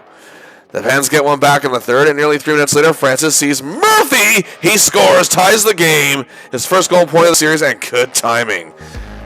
But it wasn't enough. The Pens lose 4-2. This is bad. They face elimination, trailing the series 3-2, and for poor Murphy, here we go again, it looks like. Game 6 back in New Jersey, and in front of a rabid crowd, the Pens buckle down and play the most determined and disciplined they have the whole series. That includes Murphy. And while they nearly let a 4-1 lead slip, they hang on to win 4-3 and force a 7th game. Game 7. Well, historically, this is not good. Murphy has a not-so-good 1-4 record in winner-take-all playoff games. His only win coming actually in 1982, the upset from the Kings against the Oilers. And the Igloo's on edge. But the night belongs to Yuri Herdina with 2 goals and Frank Pietrangelo, Barasso's backup, with a 27-save shutout. The Pens move on. Hey, Murphy played very, very well in this 7th game. Overall, his first 3 games in this series, despite a Game 1, combined, I'd say, was a disaster. But after sitting out Game 4, he was keeping things in check, and it was clear Coach Bob Johnson redirected him in a positive fashion. He had a goal, was a -1. Again, definitely not his best series, but got it together in the nick of time. But Larry's been to the second round before, hasn't he? And has never made it past that point. And, oh boy, look at this. The team where Larry built his skills and further up on his career, he was a star with the Washington Capitals, adding even more pressure. The Caps finished a passable 37-36-7 for 81 points, third in the Patrick Division, and they got here by downing the Rangers in 6 games. The Brian Murray era is over, as I alluded to earlier, and Dave Poile, however, is still the GM, but Terry Murphy now guides this new crew. The Caps had a decent power play, but they had the best penalty kill in the league. Will it be enough to counter this Pens power play? Well, they were heavy on defensive strategies and gave up the 5th least goals in the league. And the Pens won the season series, however, with a record of 4-2-1. But again, history could be repeating. Leading the way on the forward core is Mike Ridley, someone Larry knows very well. He's proven to be a warrior for this club continuously, a determined player. He scored 23 goals, 48 assists for 71 points and was a +9. Had 5 shorthanded goals, which is 6th best in the league. And again, was the main key ingredient in their excellent penalty kill. One of the men they traded Murphy for is Dynamo Dino Ciccarelli. He struggled, however, this year with injuries and did score 21 goals and 18 assists for 39 points in 54 games. Not all bad, but he missed 26, and this wasn't really what we're used to in his production, as his play this season, even when healthy, was being criticized. But be that as it may, he has 82 games of playoff experience and still a monster asset. The other big cornerstone of the penalty kill is superb checker, another former team of Murphy's, Kelly Miller. Also, tremendous worker along the boards in any given fashion, able to shadow any star forward, dig the puck out, take possession, and he was good offensively with 50 points, and he was a +10. His play was so important to this club that he came in 7th for Selke Trophy voting. Also in this forward core, set-up man Miguel Pavanka, fearless leader Dale Hunter, 20-goal scorer John Druce, young Dmitry Kristich, Stephen Leach, David Tippett, Alan May, Tim Berglund, and the man who won't get off my TV, these days anyway, Nick Kyprios. Leading the defense Kevin Hatcher, another former Murphy teammate who came up along the way with Murphy and Stevens. And indeed, he has come a long way with his play and leadership. A huge imposing presence. He can hurt you with a hit, can also set up offensive rushes, and actually led the team in scoring. 24 goals, 50 assists for 74 points. He came in 6th in Norris Trophy voting. This defensive core is still a beast in Washington. Team captain Rod Langway is still there and led the team with a plus 12. Callie Johansson made the top 10 in defensive point shares. And they made a big acquisition, obtaining super shooter Ali Afraidy from Toronto. Also reliable Mike Lawler and Ken Sabrin. In net, seasoned veteran Don Beaupre. Strong legs, great agility, and quickness. He finished the year 2018-3. Had an incredible 2.64 goals against average, second best in the league. His .867 save percentage was 8th best, and 5 shutouts was best in the entire league. And he got 4 votes for the Vezina Trophy, and he may be the biggest obstacle for the Pens to overcome in this series. And well, here we go. Game 1, the Pens Nation is in full force, and the Caps defense is keeping them contained. And the Penguins are playing well too, however, but late in the first period on a power play, Coffee is here, so is Recchi. This is dangerous. Back to the point to Murphy. He scores 1-0 after 1. It looked really good, but the Pens were outplayed and lost 4-2. Dropping the first game, Larry overall, however, played a very good game. Game 2, it's crazy. Tied 1-1 in the first. Murphy sees open Kevin Stevens, who gets to Joey Mullen. And the Pens lead 2-1. Larry is hustling like mad out there. The Pens lead 5-3 after 2, but then trailed 6-5. Then they tied it with 4:35 to play, and we're off to overtime. And Kevin Stevens wins it for the Penguins, 8-10 in, 7-6. Oh, what a thriller. The series is tied 1-1. Murphy looking really good early in this series. Game 3, we shift to the Cap Center, a place where Larry knew like home. And he's mercilessly booed by his former fans, and playing for a division rival in the playoffs. He kind of had to expect that. Wah. Anyway, the Pens had bigger problems. Paul Coffey was out for the foreseeable future. Pressure is on Murphy now to step up even further as the top offensive defenseman. But it didn't faze him whatsoever. And struck less than 5 minutes in. He surveys the rush, sees Recchi where he's gonna be, and Recchi sends a Mario, and the Pens lead 1-0. But the Caps did tie it, and it was 1-1 after 1. In the second period, Murphy is on the ice in control as Kevin Stevens scores a goal to go up 2-1. Time winds down in the period. Young Yager gets it back to Murphy, who sees former rival Trottier, and he scores. The Pens lead 3-1 after 2. Murphy is playing a crazy game. He is all over the ice, everywhere he needs to be, and he's not even fearing the aggressive Cicerelli. And Barassel's making huge saves, and the Pens win 3-1 and take a 2-1 series lead. Murphy, 2 helpers, and a +3. On ice for all 3 goals. He was named second star of the game. And then we go to Game 4. It's the Tom Barrasso show. He's a wall. Murphy is playing very good once again. And the Pens win 3-1 and lead the series on the same margin. Larry Murphy is finally 1 win away from reaching the conference final. Wow. Game 5, back in Pittsburgh, and fans they're just giddy with excitement. And the Pens aren't getting too ahead of themselves, and Murphy is playing more determined than ever, however, and leading to several offensive rushes and putting pressure on the Caps, and the Pens do lead 1-0 after 1 and 2-1 after 2. And they go up 3-1, and at an empty netter, the Igloo is shaking! 1 minute to play. Murphy finally about to climb a whole new hill that has eluded him for the prior 10 years. 30 seconds. Oh, what a huge happening. 10 seconds. Yes. 5, 4, 3, 2, 1, 0. Larry Murphy and the Pittsburgh Penguins are headed to the conference finals of the Wales Conference. 11 long years.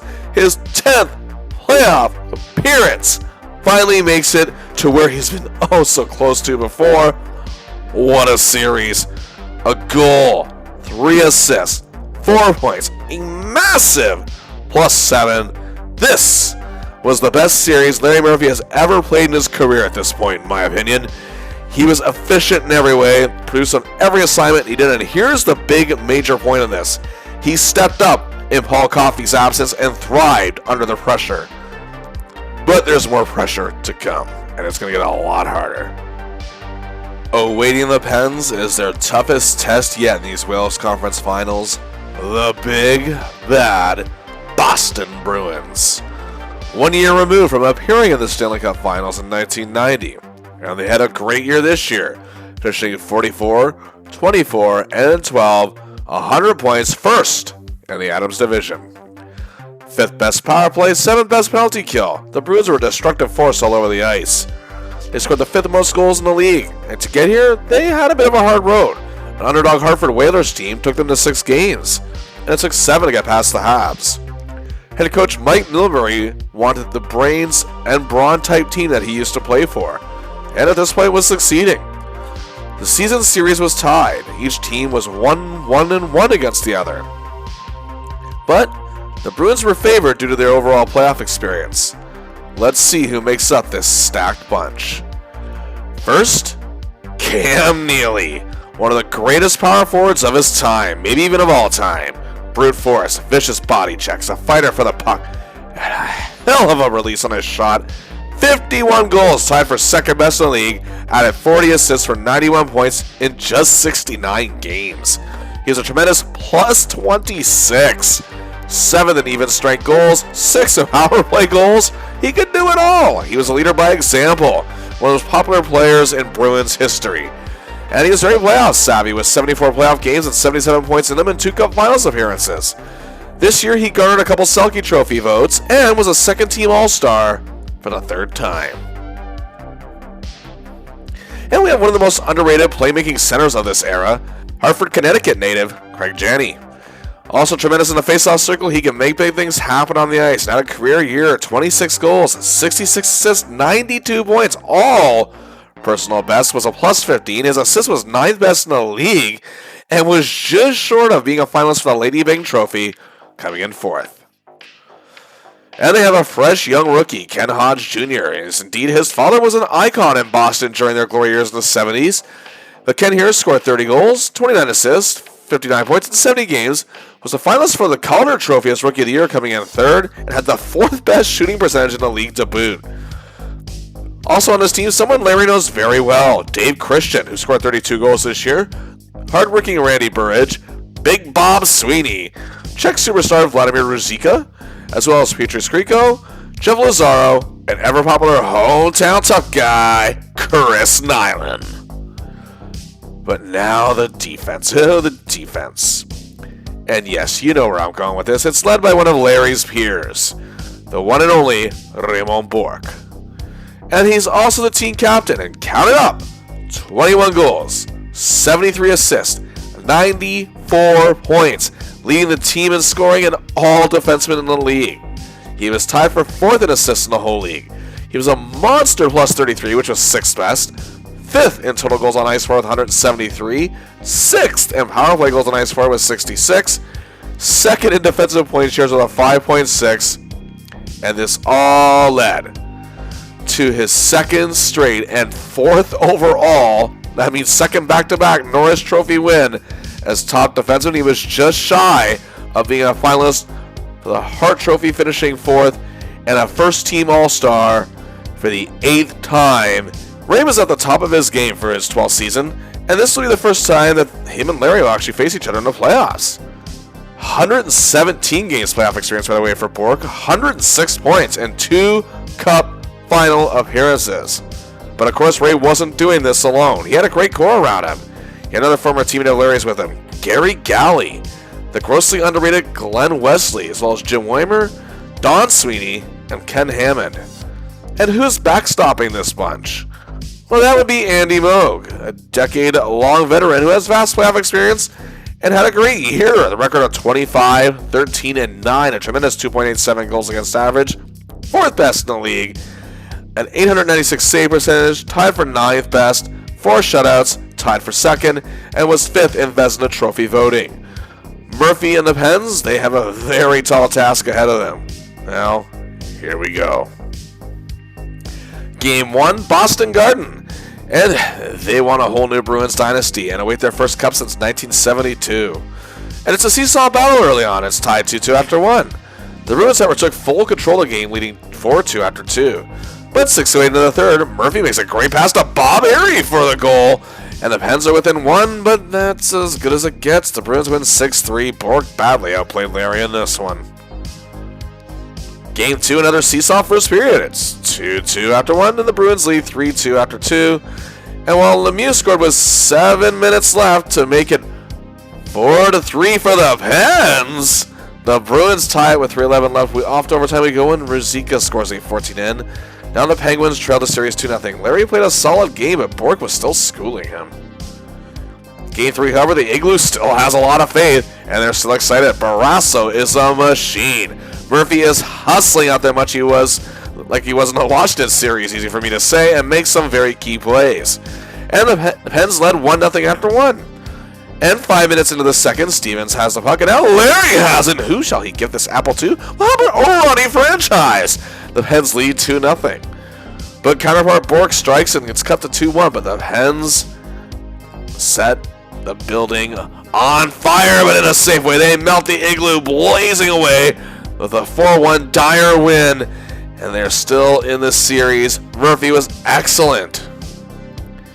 Game 4, we're still at the Igloo, and Larry is just fearless. He's not afraid to get close to Neely or anyone else who's tough-minded. He's controlling the neutral zone and his own zone very well, fighting for the puck. And the Pens are a well-oiled ship from top to bottom in this game. And they tie the series 2-2 with a monster 4-1 win, and Bork had a very frustrating game here. Murphy finally outplaying him. Game 5, series momentum on the line at the Garden. But the Bruins strike 40 seconds in, but the Pens don't lose their cool. Cue number 55.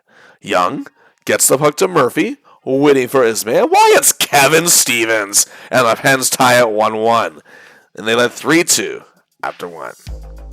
Murphy is tasked with keeping his eye on counterpart Bork, and he isn't giving him much room to breathe, much like others on the team.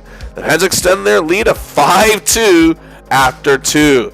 And just 1:08 into the third period, power play, Kevin centers Mario. He waits.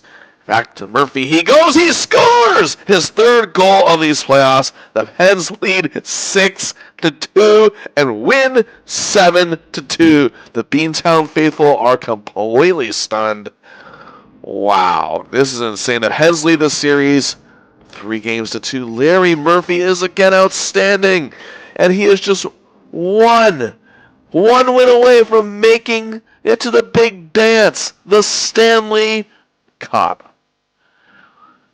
Game 6, Civic Arena, the Igloo, May 11th, 1991.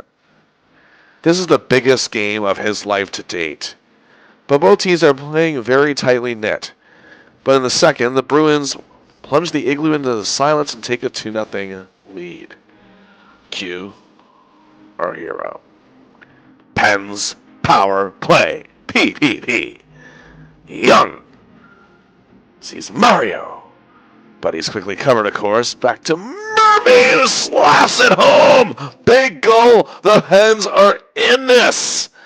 Late in the period, Murphy controls the rush. Recchi takes it, setting up Phil Bork for the goal. The game is tied 2-2. And that's how it stays after 2 periods. Oh my goodness. To use a little cliche, you cut the electricity with a knife. But both teams trade goals. It's tied 3-3 in the third. Larry is playing with every fiber of his being, but time is running down. Murphy swings it to fellow defenseman Gordy Roberts, who sets it up for Mark Recchi. 4-3 Pens with 4:20 to go. The arena is shaking, but the Bruins are putting on the pressure. Murphy constantly clearing the puck, and then the announcer sounds off. 1 minute to play, 1 minute. The arena is deafening. The Bruins are pressing. They pull Moog. Larry has the focus of a hunting lion. The puck gets loose. He clears it up to Lemieux. Into the empty net it goes. The Pens lead 5-3 with 28 seconds left. Is this actually happening? 10 seconds. Stanley, we have you within sight. 5, 4, 3, 2, 1-0. Larry Murphy and the Pittsburgh Penguins are indeed going to the Stanley Cup for the very first time. And to make it happen, Murphy played the greatest and most important game of his career. A goal, 3 assists, 4 points, named first star to a standing ovation. This indeed is the moment where Penguins fans truly welcome Larry Murphy as one of their guys. His jubilance speaks volumes, and again, what a series. 2 goals, 6 assists, 8 points, and a +5 in all 6 games. And again, it did this without Paul Coffey. The hockey media had heaped praise on Murphy like he has never had before in his career. And now, well, there's just one more thing he needs to do. 11 long seasons. In his 9 prior playoff appearances before this year, Larry Murphy never made it past the second round, and finally did so in his 10th postseason. He is now 4 possible wins away from hoisting the Holy Grail above his head. The dream of the little kid in Scarborough, watching his Leafs hoist the cup, thinking hopefully one day that'll be him. Seeing his heroes like Daryl Sittler, Boreas Salming, not able to get that chance, but now he has it.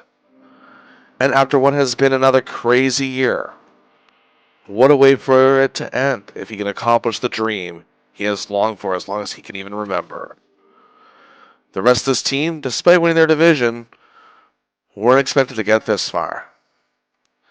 But here he is, marching with the Penguins.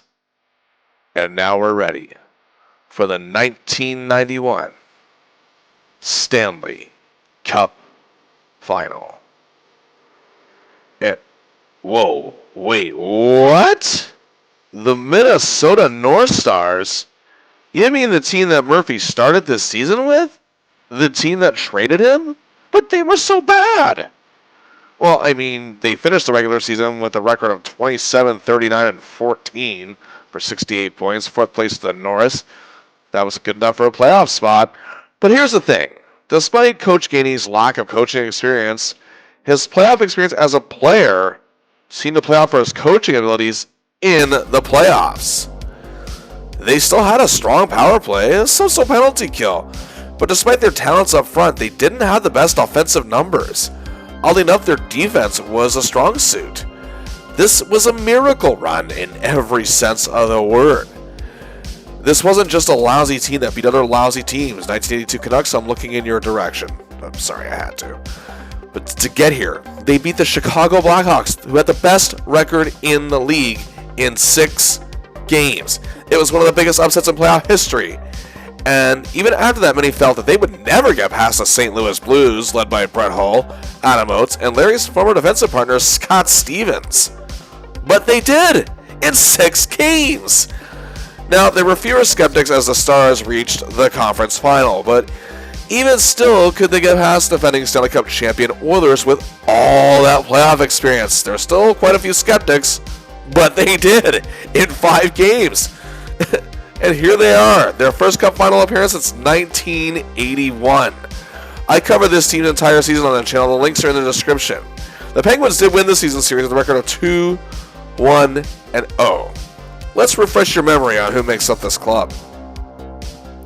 Brian Bellows, a man Larry had insane chemistry with, did see his regular season production slip, but was still very impressive. 35 goals, 40 assists, 75 points, and played in all 80 games. His 6th 30-plus goal season.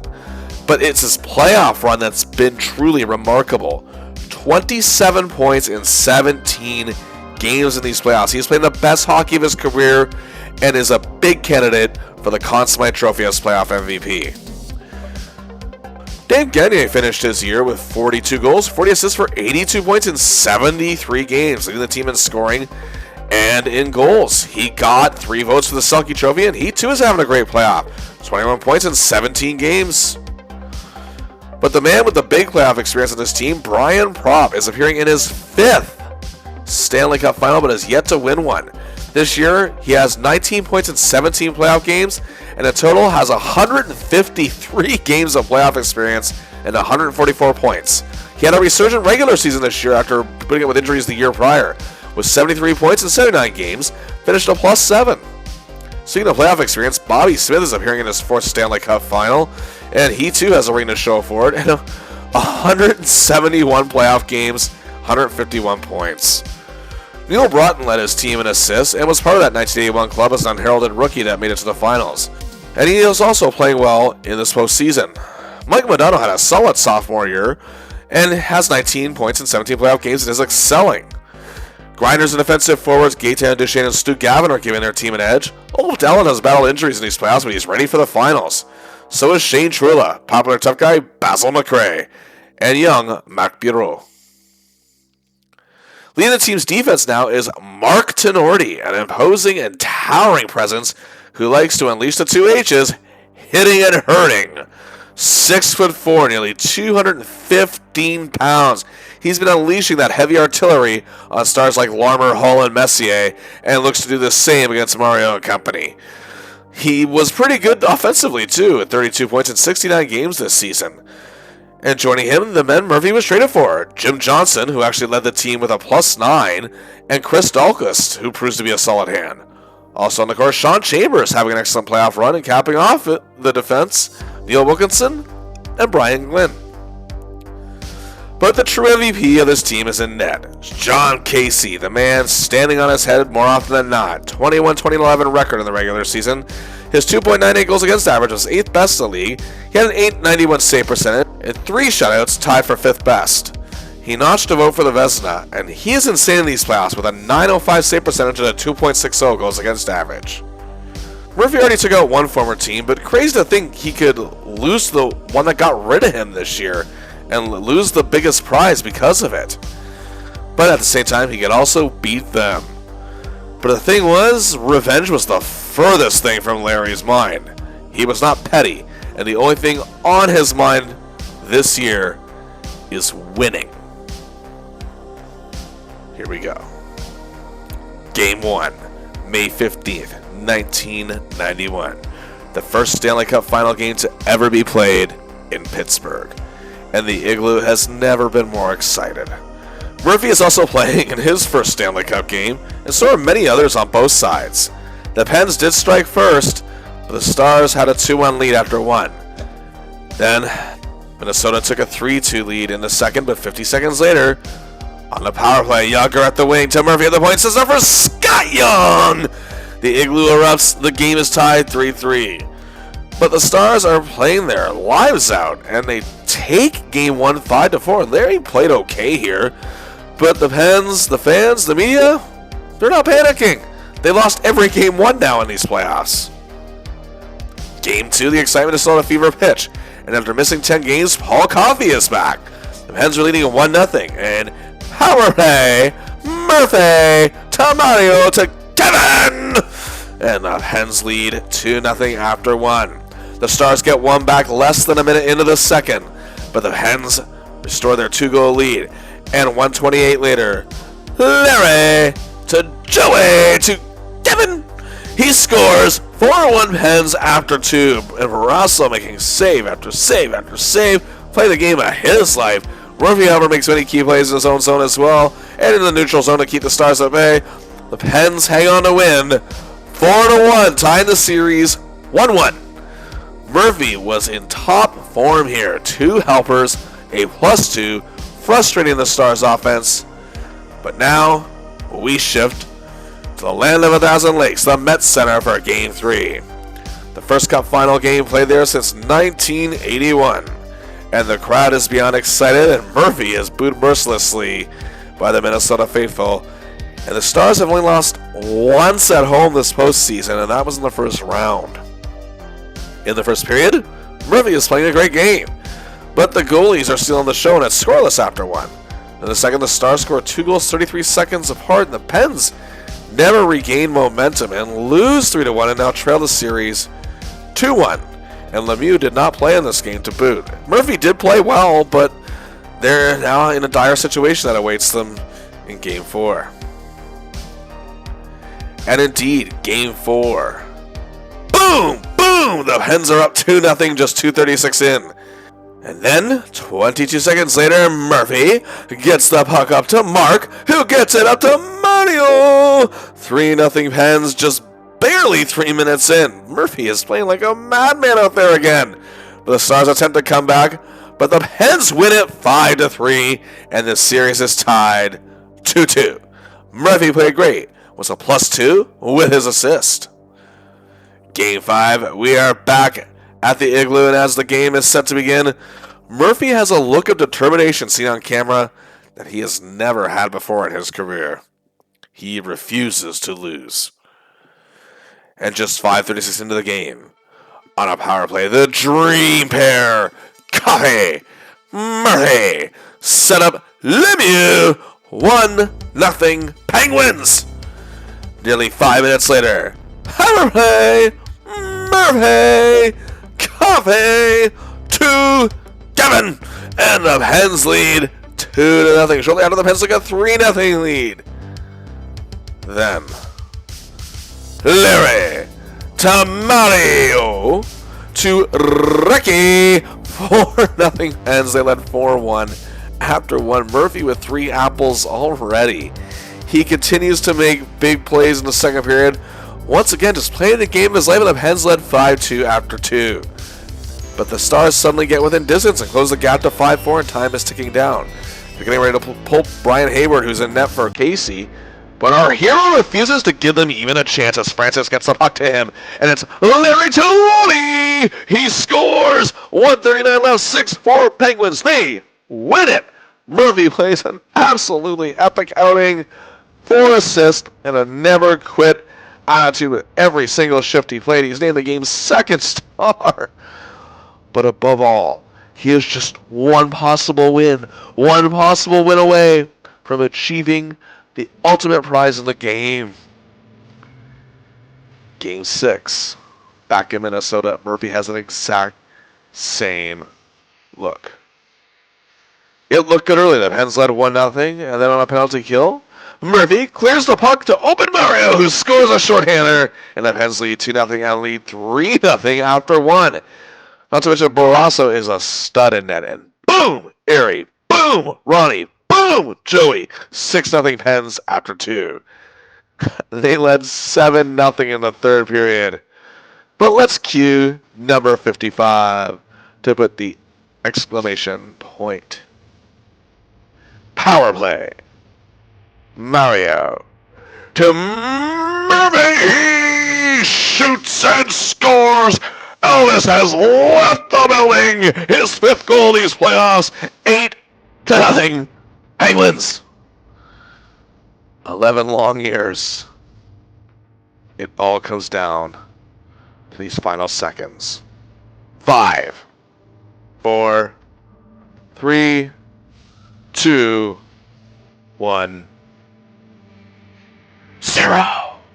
Larry Murphy, the Pittsburgh Penguins, 1991 Stanley Cup champions. The hard work, the hardship, the personal success, the constant scapegoating, it all led to this. Hoisting Lawrence Stanley's Cup over his head. His name will now forever be engraved on it. His right hand will receive a beautiful championship ring. What a series. A goal, the final goal of the series. 9 assists, 10 points. Second best point total in the finals, only behind, well, I'm pretty sure you know who. An excellent +6. His epic performance in Game 5 to give the Hens the first lead in the final series, giving them momentum going into Game 6. He played incredibly every step of the way. Now, yes, obviously the media attention was on Mario and even some of the other stars like Recchi and Stevens.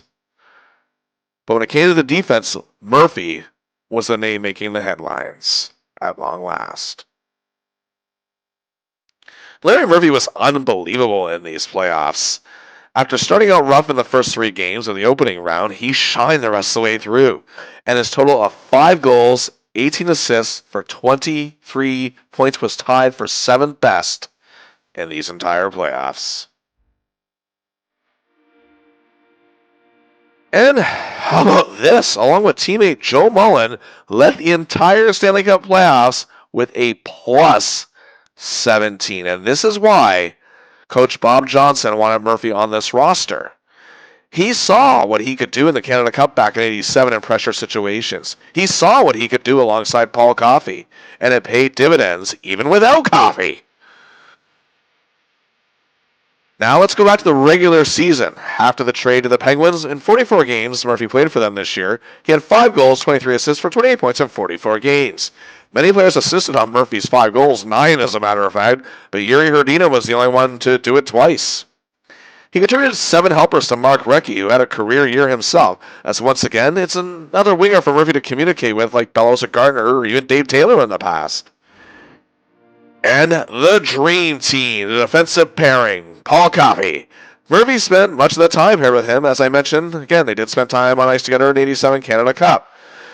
They teamed out for 5 assists. Murphy also clicked very well with Kevin Stevens, especially on the power play, John Cullen before he was traded, and the man himself once he returned, Mario. Crazy to think he came to the Penguins amidst little fanfare at all. And while he may not have had his best regular season, 2 key elements you have to think of. The winning streak they went on after his arrival, the game after his arrival, as well as the race to win the division late in the year. He was superb in those outings. But more importantly, he came to play in the postseason. And I did mention in the opening round, things almost looked like they were going to be a disaster, but after sitting out Game 4, he regrouped, refocused, and played with a drive he never has before in his career. Key in winning the second round series. The first time he's ever done that. The conference finals. Remembered for his epic game-clinching performance in Game 6. And making it to the Stanley Cup final for the first time. He was outstanding there as well. Again, memorably playing an insanely amazing, stupendous, outstanding Game 5. And at last, becoming a Stanley Cup champion. It's hard to believe what looked like it was going to be a forgettable year for him became his biggest.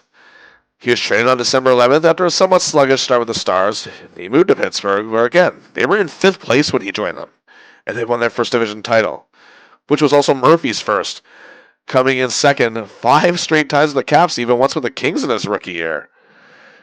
They weren't, for that matter, neither was he expected to make a dent in the playoffs, but he did. First in plus-minus, tied for 7th in overall points.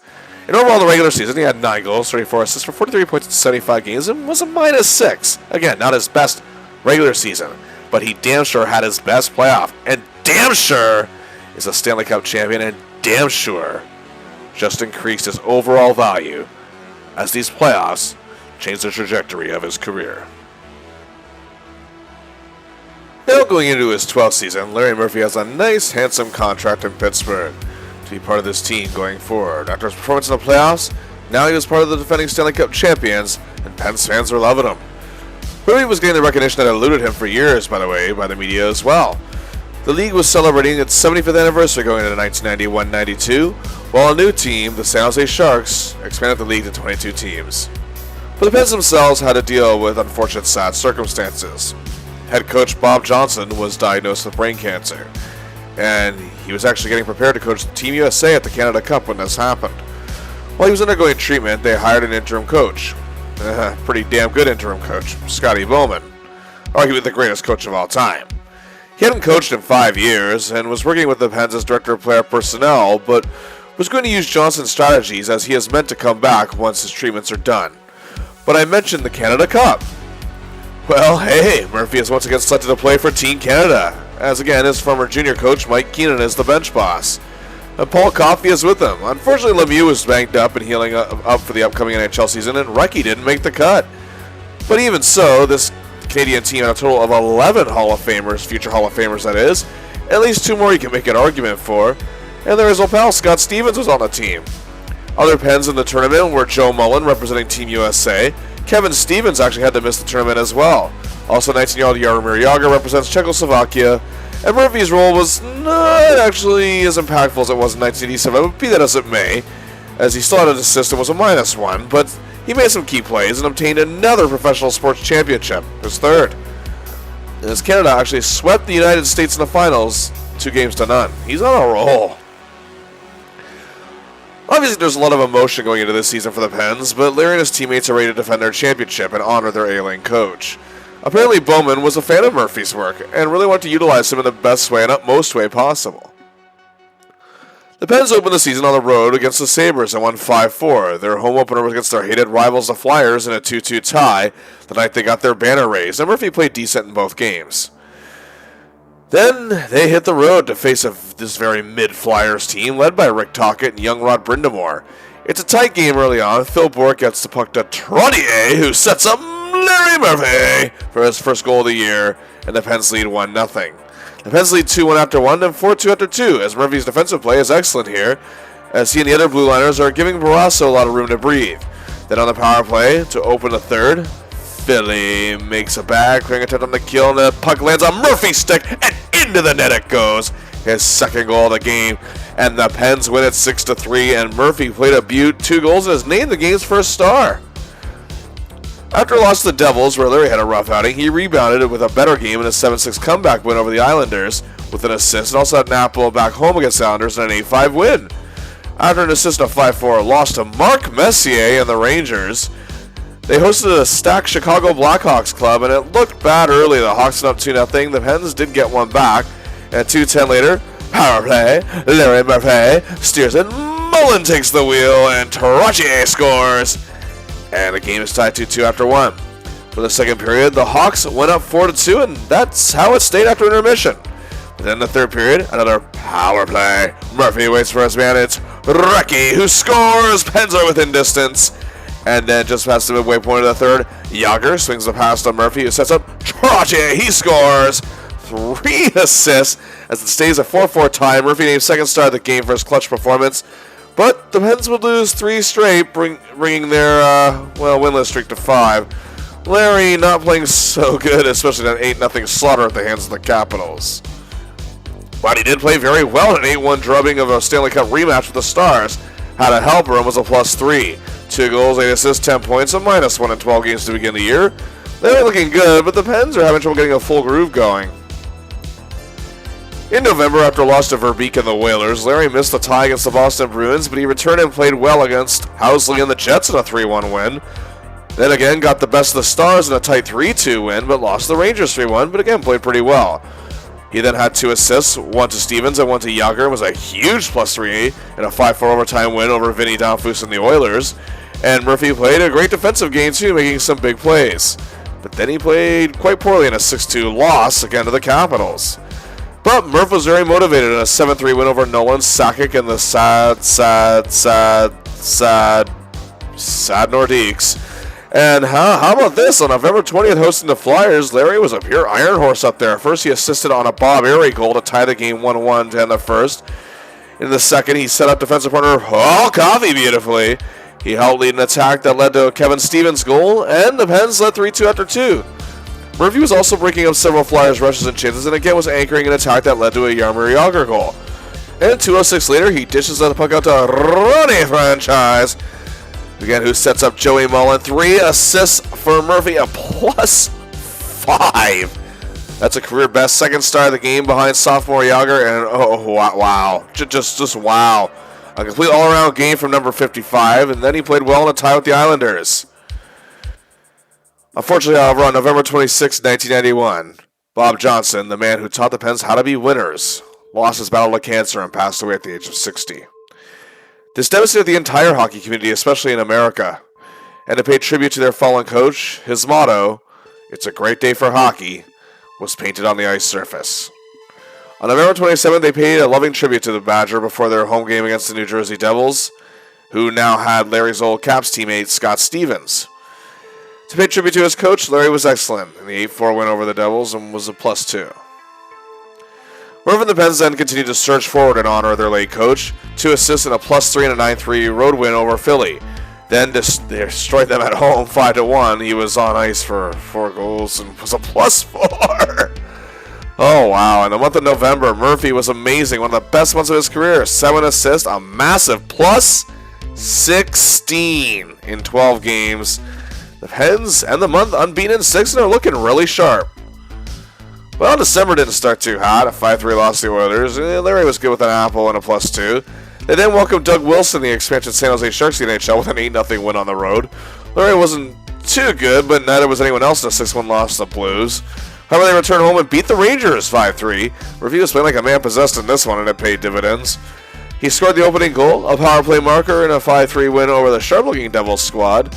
They continued to have trouble with the Caps and lose 7-2. He did score a goal.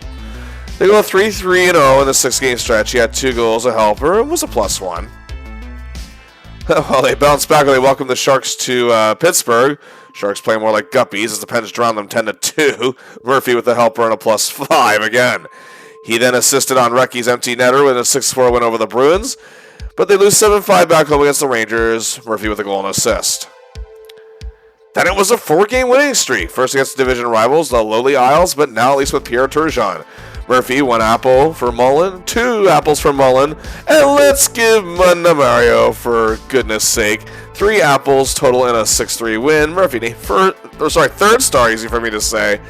Then in a 12-1 win over Grant Fuhr, Glenn Anderson, and the lousy Leafs, he had an assist that was a +3, and in the way of every Leafs player to ensure this thrashing took place. And then they finally got the Caps with a dose of their own medicine, 6-2 on the road, no less. And for the first time since January 25th, 1986, nearly 6 years, he scored a shorthanded goal. Murphy, he's always been an excellent penalty killer, but what a goal. He also assisted on a Recce power play marker and made some great plays in his own zone. He was a +2 in a huge 6-3 win over the powerful Rangers and gave Mark Messier a headache. These 4 games, he had a goal, 5 helpers, and a +7. He ended the month with a 7-4 loss to the Devils. Was still a +2 in that game, but what a month again. 4 goals, 11 assists, 15 points in 14 games, and is a monster +12. He is being praised once again for playing the best hockey of his career. It seemed Coach Scotty Bowman was tapping into what Badger did in the playoffs the year prior. I mentioned Murphy's diverse play, albeit not flashy, but Bowman was really starting to get more out of him than anyone else had, in terms of actual defense as well.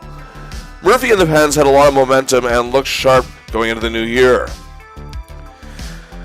But as far as great as this season has been so far, January wasn't quite that. 4 goals, 2 assists, 6 points, not bad, but a -5 in 10 games.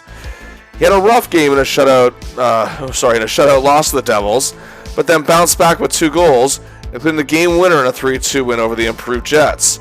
He wasn't too good in back-to-back losses to Gretzky and the Kings as well as to McInnes and the Flames. He did play much better in a 3-3 tie with Stevie Y and the Wings, encountering a young Swedish rookie by the name of Nicholas Lidstrom for the first time, and was a +2. Well, Nick actually had a helper in this one. Well, then they lost to a struggling Sabre squad with LaFontaine now leading the way. The Pens blew a 4-1 lead. Larry had a goal and a helper. He assisted on Ron Francis' empty netter in a 5-3 win over the Islanders, but they ended the month losing 3 straight. Murphy and the entire Pens team did not play well in that trio of games. After Murphy began the month with a great game against the Blues with a goal and a helper and a 4-1 win, as well as a +2, the Pens went on a 6-game winless streak. First a tie with the Wings. Larry had a helper and played well. He also had an apple in a tight 4-3 loss to the Rangers, and to assist a 4-3 loss to the Kings. 1 helper in a 6-3 loss to Boston. Scored both goals in a 5-2 downing at the hands of the Stars, including a shorthander, and then an assist in a 3-3 tie with Philly. Despite this stretch of 0-4-2, Larry was perhaps the sharpest player out there for the Pens, at least consistently. 2 goals, 6 assists, 8 points, and a -1. But then after a 7-1 win over Toronto to break the winless skid, where Larry played well, stopping the Leafs forwards from garnering any momentum once again, the very next day, Craig Patrick, as well as Coach Bowman, decided a shakeup was needed. And they stunned and even pissed off the Pens Nation by trading both Mark Recchi and Paul Coffey to Philly and Los Angeles, respectively. For Recchi, however, they did at least get Rick Tocchet in return. People were calling for Bowman's head more than Craig Patrick here, as people many thought that Bowman was the catalyst behind this trade, and these are two guys Murphy has had amazing chemistry with since coming to Pittsburgh. Then they went on another winless streak. This one 4 games. They had to sell for a tie with the Nordiques in 1992, for crying out loud. Yeah, they had Sakic, Sundin, and Nolan, but that was about literally it. Anyway, sorry. Murph still had a goal, 2 assists, 3 points in the 4-4 deadlock, and was actually named the game's first star for his efforts. He played well in a 2-1 loss to Kirk Muller, Patrick Waugh, and the Mighty Habs. Then a loss to Washington followed 5-3. Murphy with a goal and a helper. Then they were decimated by Hartford, really? 8-4? And again, Larry had a goal and 2 assists. In this skid, he had 3 goals, 5 assists, 8 points, and a +1. Still playing well, 2 points a game. Many actually praised him as one of the few bright spots in this team in this part of the year. Murphy did score the opening goal in the 5-2 win over Buffalo to get back in the win column. The Pens were immensely struggling, but Murphy really can't be blamed for this. In February, he had 7 goals, 12 assists for 19 points in just 13 games. Incredible numbers, and was a good +3. He was doing what he does out there, but the Pens were just a heap of a mess, it seemed. I mean, in the context of a team that's supposed to be really good and defending champions, that is. And that's what I mean. The Pens were at a record of 28, 27, and 8, just 1 game above 500 for 64 points, clinging to 4th place, final playoff spot. This is a huge disappointment in the eyes of many, and who can blame them, as they sit a mere just 3 points above the Islanders, that last playoff spot in the division. It's seen the loss of Bob Johnson and the transition of the style and personality of Scotty Bowman was a hard pill for many of them to swallow, and it's a shame. Murphy is having one of the best seasons of his career, and his team still has a chance of missing the playoffs. But it's time to get it all together before it's too late. Larry is playing great, but now the rest of the team has to stay consistent as well. 17 games remain. And hey, Larry leads the way in getting the team off on the right step this month in the 3-game road trip. 2 assists and a 6-3 win over a very disappointing Flame squad in Calgary. He did the same in a 7-3 win over the Sharks. He got a goal against the Kings, but they lose, and he was a -3. They did return home and got another win over the Flames, and now have won 3 of 4. Then Murphy went on one of the greatest runs of his career, a 9-game point streak. First, a very important win over the Isles, 6-4. Murphy had 2 helpers, 1 each for Francis and Tocchet. He had a goal and assist each in a 6-3 loss to Toronto, but it got his team back on track in the winners section on a March 15th game against the Blackhawks, down 2-0. He assisted on a Kevin Stevens goal to put the Pens on the board. Then the comeback began and tied 3-3 with 3:43 left to play. He shoots and scores. Good night and good golly, the game winner. Yes, his 20th goal of the year, the first time he's reached 20 since 1986-87, and for the 4th time in his career. He then had a goal and a helper in a 6-5 win over the Oilers, 8 points in 4 games, and then he had an assist and was a huge +3 in a 6-3 win over the Nordiques. He then had a helper and was a +2 in a 2-2 tie with the Whalers, did the same in a loss against Detroit. Then he had an assist and was a +3 in a huge 7-3 win over an excellent Canucks squad led by a rookie by the name of Pavel Bure. Then an assist in a win over the Habs, 6-3. In total, 9 games, 3 goals, 10 assists, 13 points, and a +10. And the Pens, hey, they've secured their playoff spot, 6-2-1 in this stretch, and are looking like the team they were last year. Murphy is now in the conversation, I shall say, for the Norris Trophy. His point streak ended, but the Pens' winning ways didn't. They got another 6-5 win over the Flyers. But then a 10-day players' strike threatened to ruin an endless season. Yeah, but thankfully it was averted, and they resumed with 3 games to go. The Devils actually still threatening to take 3rd place from the Pens, as they lost them 5-1, Larry assisting on the only goal. The Pens bounced back with a 4-1 win over the Capitals, Larry with an apple there as well, and he, along with Lemieux and Barrasso, sat out the final game of the season. So for the final 16 to 17 games he played in this stretch of March and into April, Larry Murphy had 4 goals, 16 assists, 20 points, and a massive +8. The Penguins finished the year 39, 32, and 9 for 87 points, just 1 point shy of last season, but it's only good enough for 3rd place. But regardless, it's a strong finish. Larry, the defending champs, get ready for playoff time. And, well, here we go again. A rematch from last year's division final will be the Patrick Division semifinal this year, as the Penguins will take on a very good Washington Capitals team. Head coach Terry Murray guided his boys to a 45, 27, and 8 record for 98 points. Second place, 11 points ahead of the Pens. And many believe the Caps will win this series. Second best power play, fourth best penalty kill, second most goals scored in the league, only behind the Penguins. And to boot, the Pens didn't fare so well against the Caps this year, going 2-5-0 against them. And let's see the weapons that made these Caps so powerful. Michael Pavelka, former teammate of Larry's, had a great year. 23 goals, 57 assists for 80 points, superb in the setup game, and finishing a +10 and tied for fourth in shorthanded goals with 4, garnered 3 votes for the Lady Byng Trophy. But what a career year for veteran and leader Dirty Dale Hunter in his 12th season. 28 goals, tying a career high, 50 assists, 78 points, just one shy of his career best. Fourth in shooting percentage as well with a 25.5 and adding 205 penalty minutes. He also garnered a vote for the Hart Trophy for the very first time in his career and 4 votes for the Selke. Russian import Dmitry Kristich had a huge sophomore year. 36 goals, 37 assists, 73 points, and a team-leading +24. He had great size and presence and also got a vote for the Selke Trophy. He's also tied for 8 game-winning goals with 7. And joining them on the core as well, Dino Ciccarelli had a comeback year, leading the team in goals with 38, and tying Kristich with 7 game winners. Mike Ridley had another excellent year and was tied for second in shorthanded goals with 5 and 6 in shooting percentage. Kelly Miller was a finalist for the Selke Trophy, coming in third. Peter Bondra added 28 goals. Dave Tippett is fresh off a stint with Canada's national team, winning a silver medal at the Olympics. And rounding out the rest of the core, Alan May, Todd Krieger, John Druce. But 20-plus goal scorer Randy Burridge won't see much action. And Kevin Hatcher again guiding the way on the defense. 17 goals, 37 assists, 54 points. Still as aggressive as ever when it comes to the hits and checks. A very good +18 and garnered 2 votes for the Norris Trophy. And joining him still, 14-year veteran Rod Langway. Still a good man to have on your team. Ally Frady has proven to be a perfect fit for this club. Kalle Johansson had another solid year. And rest of it, Sylvain Cote and Brad Schlegel. And a net once again this year, Dom Beaupre, who finished with an excellent record of 29, 17, and 6. Fourth best in the league, with wins that is. He had a 3.20 goals against average, an 884 save percentage, and had a shutout. This Caps team is much more powerful than the one that the Pens faced last season. But how will our hero and his boys fare? Game 1 at the Caps Center, and the Pens are without Mario. Beaupre is just turning everything away, and Barrasso is playing quite well himself, but unfortunately, it doesn't come to fruition in his favor. And in the third period, Murphy gets into a fight with Dale Hunter, but it was broken up before it could really escalate. But kudos to our hero for not backing down for one of the just nastiest guys around. But the Pens would lose 3-1. Game 2 was looking good early. Power play, Tuckett to Mario, who returns to Murphy. He gets the goal.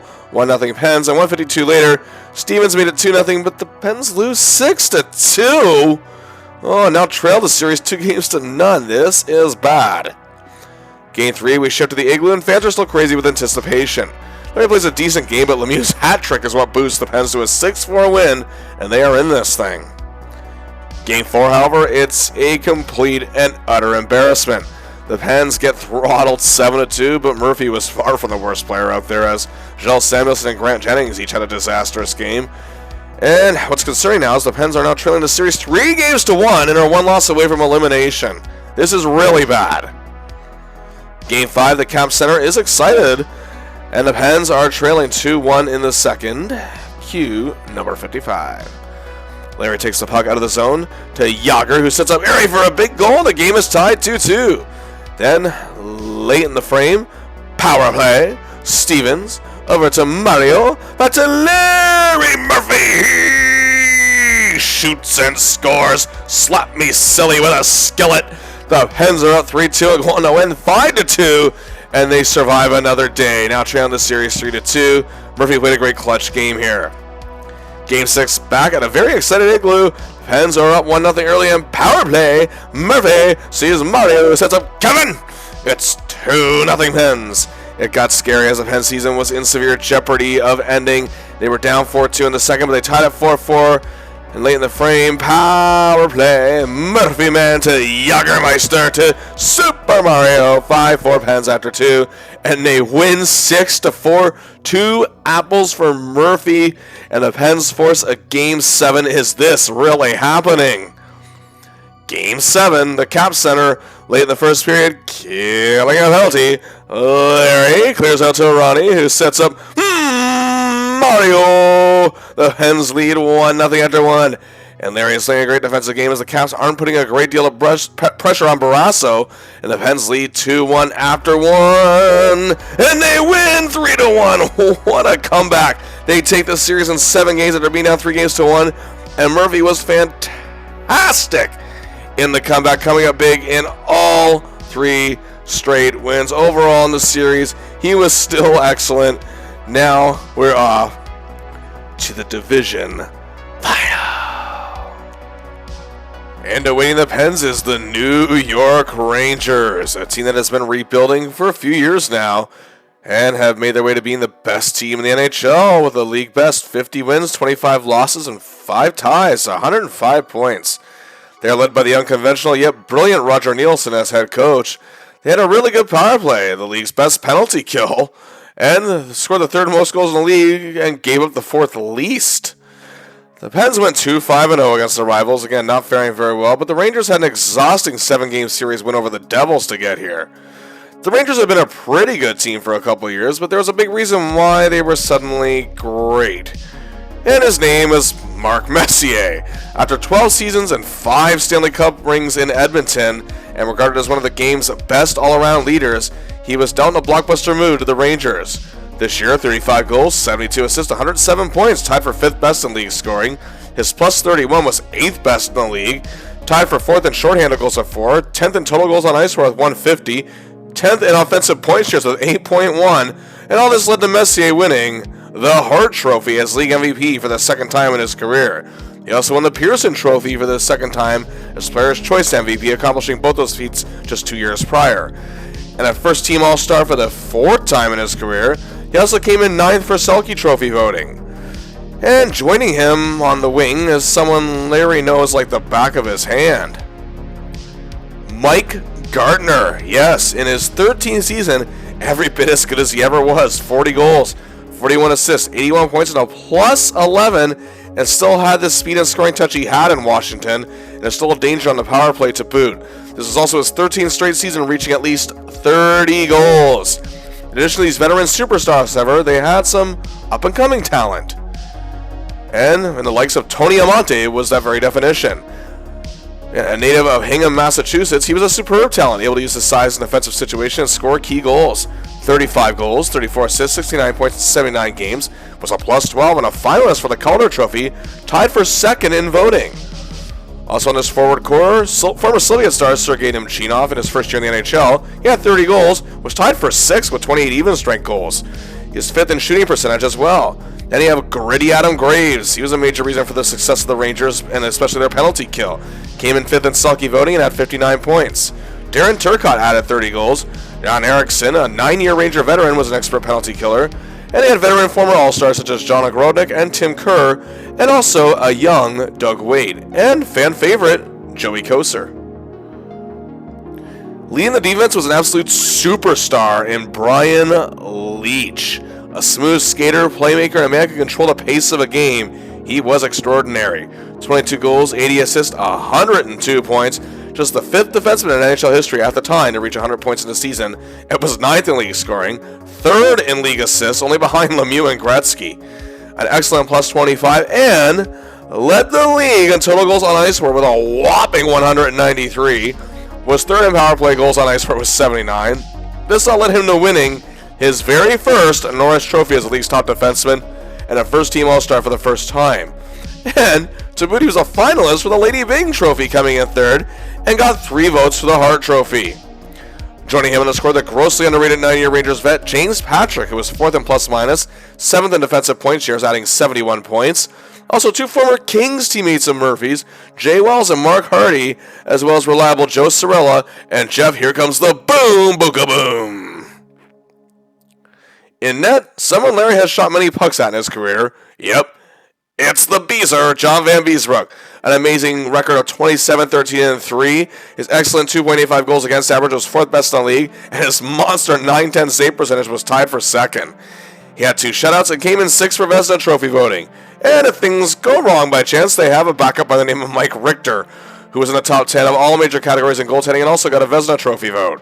The Rangers are favored, but nobody is counting the Pens out necessarily. Here we go. Game 1. Ruckus crowd at Madison Square Garden, and Larry has that fierce determination on his face again that he very rarely shows, but he seems to bring out for playoff time. The Pens strike first nearly 14 minutes in, but then 1:26 later, Yager to Murphy. He scores his third of the playoffs, and the Pens are up 2-0. Murphy plays up beauty, and they go on to win 4-2 and take Game 1, ending their streak of 5 straight opening game losses in the playoffs. Game 2, early on, things get bad, really bad. Adam Graves blatantly slashes Mario Lemieux on the wrist, ending his series. Oh, but the Pens aren't going to back down, because it still looks good going forward. Tied 1-1 in the second. Murphy takes advantage of a Rangers error, scores a solo effort, 2-1, but things actually managed to get worse. Joe Mullen suffers a terrible knee injury, and his season is done. Oh boy, it's bad enough that the Pens already entered this series without Rick Tocchet, but now they're down 3 top forwards. Mind you, this Pens team, they still have a lot, but regardless, that could hurt them, and they end up losing 4-2. This series is tied 1-1. Game 3, we're at the Igloo, and fans still have faith, obviously. It's far from over. That's up to Murphy and the rest of this crew to step up in the absence of many. It's bad early. 2-0 Rangers, and they lead less than 5 minutes in, and it's 3-1 after 1. The Pens do close the gap to 4-3 late in the second, and then on the power play, Collender to Ronnie to Lilly. He scores. The game is tied 4-4. As the Pens Nation erupts in joy, it's tied after 2. Then it's 5-5 after 3. Off to overtime we go. And Chris King wins it for the Rangers, just 1:29 in. The Pens now trail the series 2-1, despite the goal was not Murphy's best game. Game 4, Tocchet is back in the lineup, but the Pens find themselves down 2-0 after a goal from Amante, but get one back 24 seconds later. They trail 2-1 after 1. They trail 3-2 after 2, losing 4-2 in the third. This is not good. But after a Ron Francis goal, 1:15 later, Murphy begins a rush that leads to the stick of Yager, and here he comes to set out Troy Loney for the tying goal. 4-4, and it stays that way at the end of regulation. We're off to another overtime. Oh boy.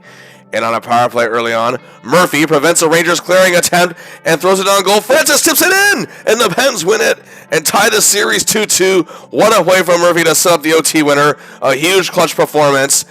Oh boy, we are now tied. Game 5, we return to the Madison Square Garden for the pivotal game to see who takes control of this series. And just 1:15 into the game on a power play, Larry to Ronnie to Ricky. 1-0 Pens. Larry plays a huge outing as the Penguins hold on to take this one thanks to a great performance from Barrasso and net. 3-2. And they lead the series by the same margin. Wow. Game 6 at the Igloo. And Murphy is again playing his heart and then scoreless after 1. The Pens lead 3-1 after 2 periods. However, Murphy making some key plays as time counts down, and the Penguins win it 5-1 after 2 empty netters and take the series in 6 games, 4 games to 2. Another huge win without Mario Mullen and other injuries that have plagued them throughout this whole series. Murphy was one of the ones, of course, who stepped up in this team's time of great need, and he had a really good series. 3 goals, 3 assists for 6 points in 6 games, and again, shined as best he could in a rough situation, and it paid off, as his clutch abilities have been key in these opening rounds, 2 rounds that is, and we are off once again to the Wales Conference Final. And indeed, it's a rematch, as once again, this year the Pens will encounter the Boston Bruins in the Wales Conference Final, and they're out for revenge. Not only over last year's loss, but after what Larry's teammate, fellow blue liner, and NHL's resident knuckle dragger, Olaf Samuelsson, did to Cam Neely in last year's series with a leg-to-leg collision, injuring Neely's knee, and also Neely later developing hip issues. Neely only played 9 games this year, and is not here in the postseason. The Bruins were now coached by Rick Bowness, and the team has many issues this season, but still managed to finish 36, 32, and 12 for 84 points. Good enough for second place in the Adams division. Their special teams work wasn't overly stellar on either side of the puck, and they had consistency issues on, well, pretty much anywhere you can think of. But in the playoffs, they avoided a comeback by an upstart Sabres team and beat them in 7, but they stunned the Montreal Canadiens in a sweep. And once again, the series was tied between these two in the regular season with a record of 1-1-1.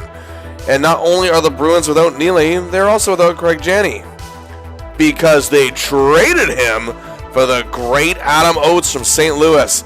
And since joining the Bruins, he's had 10 goals, 20 assists for 30 points in 26 games. And overall this season, he's had 99 points, 10th in league scoring. He also tied for 7th in total goals on ice for with 155.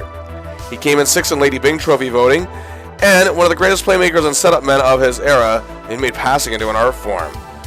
Joining them, Czech star Vladimir Ruzicka, who had a great year, 39 goals, leading the team, adding 36 assists for 75 points in 77 games.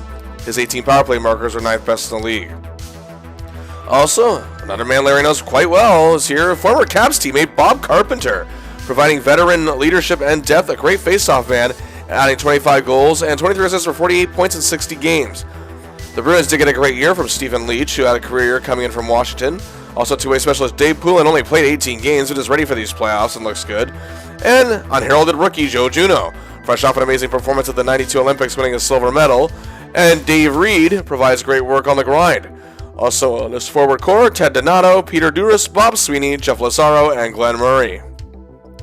And yes, the man leading the defense is the man himself, Raymond Bourque. 21 goals, 60 assists, 81 points in all 80 games, leading the team in scoring.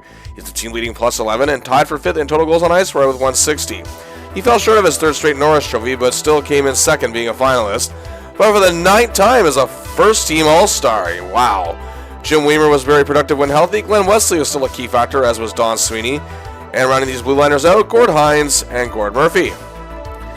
In a net once again this year, Andy Moog. A pretty good 28-22-9 record. 5th most wins in the league. Pretty good 3.23 goals against average, and passable 887 save percentage, and a shutout. Well, here we go again.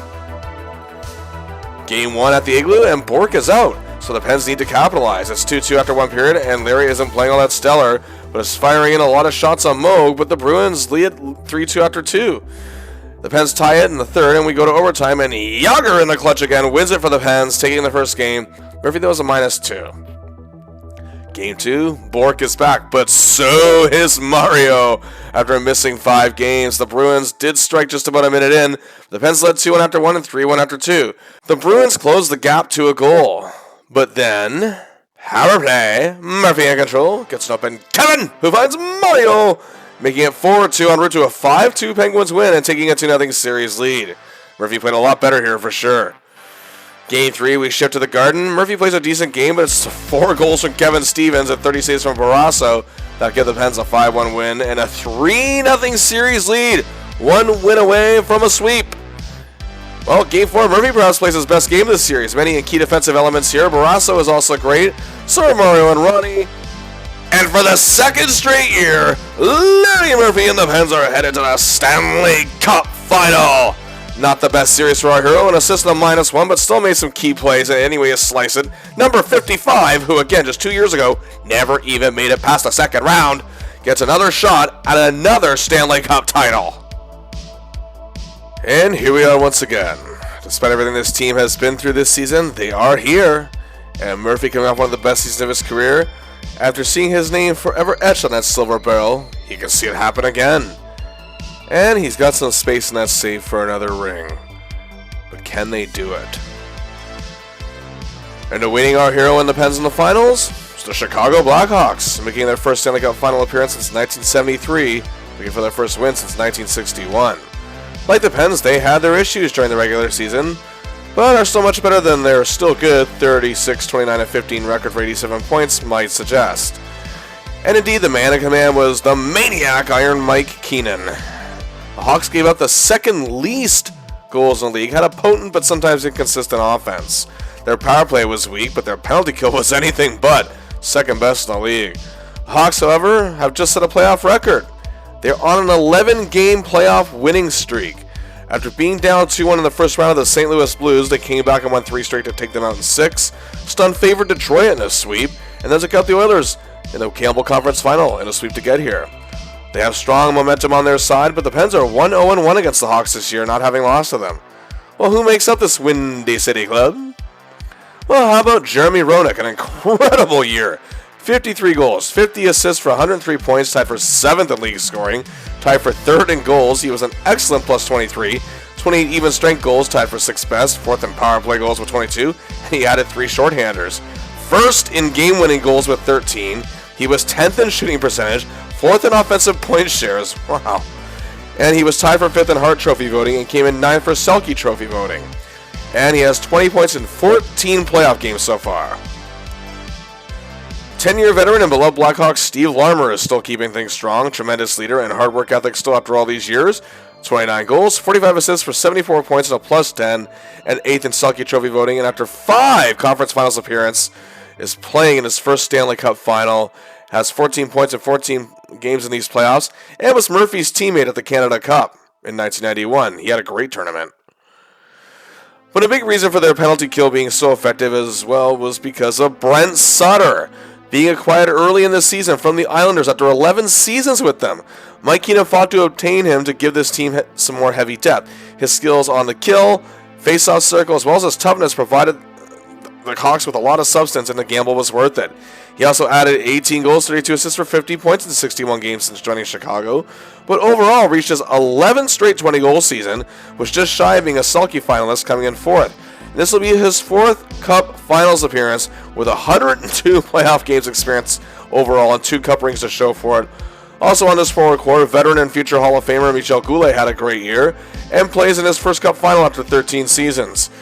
And you have another amazing two-way specialist, Dirk Graham, who was also team captain leading the charge and was very well respected in a hard work ethic.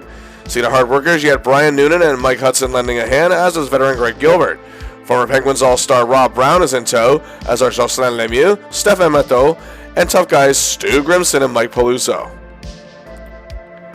Leading the defense, oh boy, the one and only Chris Chelios. Nasty as they come, hurt you, hit you, check you, take your puck away from you. Great leader, workhorse, and he can produce on a score sheet too.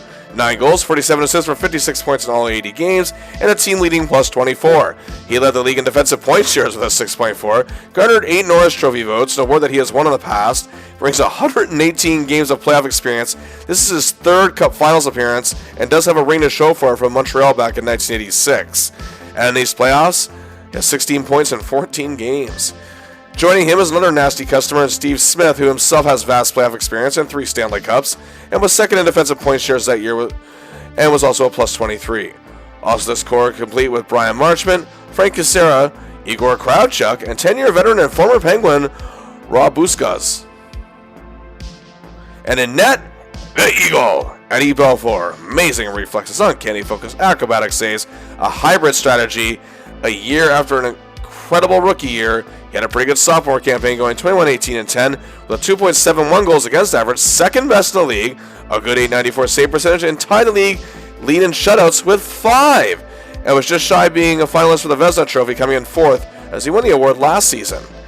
In these playoffs, he has a 12-1 record, a 2.20 goals against average, a .910 save percentage. Well, here we go. The 1992 Stanley Cup Final. Game 1, May 26, 1992, the Igloo. The crowd is hungry for another cup, but they are silenced. The Hawks go 3-0 in the first period. The Pens trail 3-1 in intermission. Larry not playing well. Pens, however, cut the gap to 4-3 after 2. Time is going to wind down, but Yager ties it with 4:55 to play. Looks like we are headed to OT. With 18 seconds left, Steve Smith takes a penalty, and then Ronnie Franchise wins a face-off draw. It's back to Murphy's shot on net. Mario rebound, they score. 12 seconds left, and the Pens will take game 1, 5-4. What a thrilling outing and a great comeback. Murphy again coming up in the clutch at the very end. That's how he and Lemieux and all about working together on game winners. Game 2, Murphy and the defensive core as well as the Grinders are playing great, giving Barrasso a lot of needed breathing room. And that's plus a big day from Lemieux, and Tocchet gives the Pens a 3-1 win. As Murphy was one of the reasons why Roenick had a rough night, however, with no points and no shots. And Goulet was held down as well. The Pens, however, lead the series 2-0. We shift to Chicago Stadium for Game 3, and they are loud and proud, feeling their boys can come back. But Larry is again playing well, and Tom Barrasso is a marvel in net in the face of many Chicago barrages and trying to get that win. But a Kevin Stevens goal and Barrasso's 27 saves should have put the Pens up 3-0 in the series, and they win it on verge of another sweep. On verge of their 2nd straight Stanley Cup. On top of that, this is their 10th straight win in the playoffs. They could tie Chicago's record. That'd be a big slap in the face. Game 4, however, the Hawks fans still believe, and so does the team itself. And the Pens are ready, and Larry, he's got that look. It's a seesaw game very early. It's 2-2, barely 7 minutes in. And then, power play. Kevin to Larry to Mario. It's a goal. 3-2 Penguins lead, but it's 3-3 after 1, and then it's 4-4 after 2. Cue our hero. On the rush, Tocchet from behind the Hawks net sends it far out front to Murphy. He launches it. He shoots and scores. Cut my hair with a hedge trimmer over the shoulder of some guy named Hasek. He makes it 5-4 early in the third. Then a goal from Ron Francis made it 6-4 just over 3 minutes later. And then the Hawks do come back, though, closing the gap 6-5. But the time is winding down. And the announcer sounds off. 1 minute to play. Glory close again. The Hawks pull Hasek for an extra attacker. 30 seconds left. Is it truly happening once again? 10 seconds. Bring it home once again, Larry. 5, 4, 3, 2, 1, 0. For the second straight year, Larry Murphy and the Pittsburgh Penguins, Stanley Cup champions. A 6-5 win, tying the record set by their opponents that year. 11 straight playoff victories.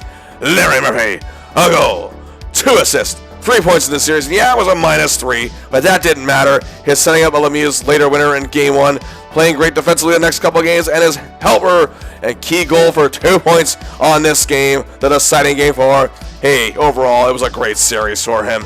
Now his name graces Lord Stanley's Holy Grail a second time. Oh, and make extra room for that ring. In all 21 playoff games, he had 6 goals, 10 assists for 16 points. Excellent numbers. He was a -4, but was again productive in these finals in many ways. Especially, however, in these playoffs, though, it was his work in the comeback over the Capitals in the first round and against the Rangers in the second. Key clutch plays is what made Murphy's playoffs so good here. But the bottom line, Larry Murphy, 2-time / back-to-back Stanley Cup champion. And now we go back to that epic regular season. In 77 games, missing just 3, Larry had 21 goals, 56 assists for 77 points. The second best mark of his career since 1986-87, and also the first time since that year he averaged a point a game. His partner in crime was Kevin Stevens, who himself finished second in league scoring. Stevens set up 8 of Murphy's goals, more than a third, and Larry returned the favor, assisting on 11 out of Stevens' 54 that he had that year. And in total, the two teamed up for a monster 25 goals. But look at this, though. Larry and Lemieux collaborated for 16 assists. Lemieux had 87 that year. And these two teamed up for a total of 27 goals as Lemieux won his third overall, scoring title. Larry was on point with all the star forwards. He and Mullen teamed up for 16 goals, and he had 14 along with Yager. He also had chemistry with Ron Francis, Brian Trottier, so with Recchi before the trade, and Tocchet after the trade. He and Coffey were paired up fairly often, but he actually spent a lot of time this year with grizzled veteran Gordy Roberts. Murphy received assists from 12 players, helped out 13 different players with assists, and collaborated on them with 16. What a year. Speaking of what a year, his 77 points was tied for 4th best in defensemen, scoring only 4 points behind Bork for 3rd, and tied with Calgary's Al MacInnis. It's Larry's 6th time in the top 10, 3rd in the top 5. Former teammate Paul Coffey was 7th with 69, and another former teammate of his, Scott Stevens, was tied for 10th with 59. And for the first time in his career, he finished in the top 10 in plus-minus, a career high, plus 33, beating his previous high of plus 25 back in 86-87, and of course leading the Pens in the category this year. He was tied for 5th in the league with former Kings teammate and seasoned vet, Rangers' Mark Hardy, and was just one notch below James Patrick for 4th. That also meant Larry Murphy, for the 3rd time in his career since, 1986-87, was in top 10 in goals on ice for with a career high of 180, 3rd best in the league, just 2 behind teammate Mario Lemieux, and teammate Kevin Stevens just 5 below in 4th, while former teammate Kevin Hatcher of the Caps was tied for 5th. 8 Hall of Famers on this list. Yep, indeed, it was Murphy's best year since his illustrious 1986-87 season with the Caps, and he came in 5th for Norris Trophy voting, the 3rd time he's gotten votes for the award, and the first time since, you guessed it, 86-87. Some felt this was a bad call, as at the very least Murphy should have been a finalist, as he was far and away the Penguins' best defenseman and won them many games this year. 37 votes, however, that's not really anything to sneeze at. Well, hey, what can you say? A banner year for Murph. top 5 in 3 categories, including plus minus for the first time in his career high plus 33. And began the year with the Canada Cup win in his second, that is, and ended it with his second Stanley Cup. Now bringing him 4 professional sports championships. It seemed as though the late Bob Johnson and Scotty Bowman comprehend what Murphy can do at his best. He got the Pens through a tumultuous year and was huge in the opening round comeback against the Caps, and did so much against the Rangers as well in the second round without Lemieux and many others. And in the finals, especially games 1 and 4, he shined as a bright spot in a playoff run that tied a record of 11 straight wins. And hey, got some Norris Trophy votes for the first time in 5 years. As the experts, pundits, critics, and the fans are truly taking notice of just how good Larry Murphy is as he's just getting into his best years. Well, that concludes this chapter of our look at Larry Murphy, but his time in Pittsburgh, not over, as we cover more in part 4. And also we see later on as Larry gets to live out a dream come true that quickly becomes a nightmare. That's all in part 4. But in the meantime, like and share the video, subscribe to the channel, and until next time, I'll see ya!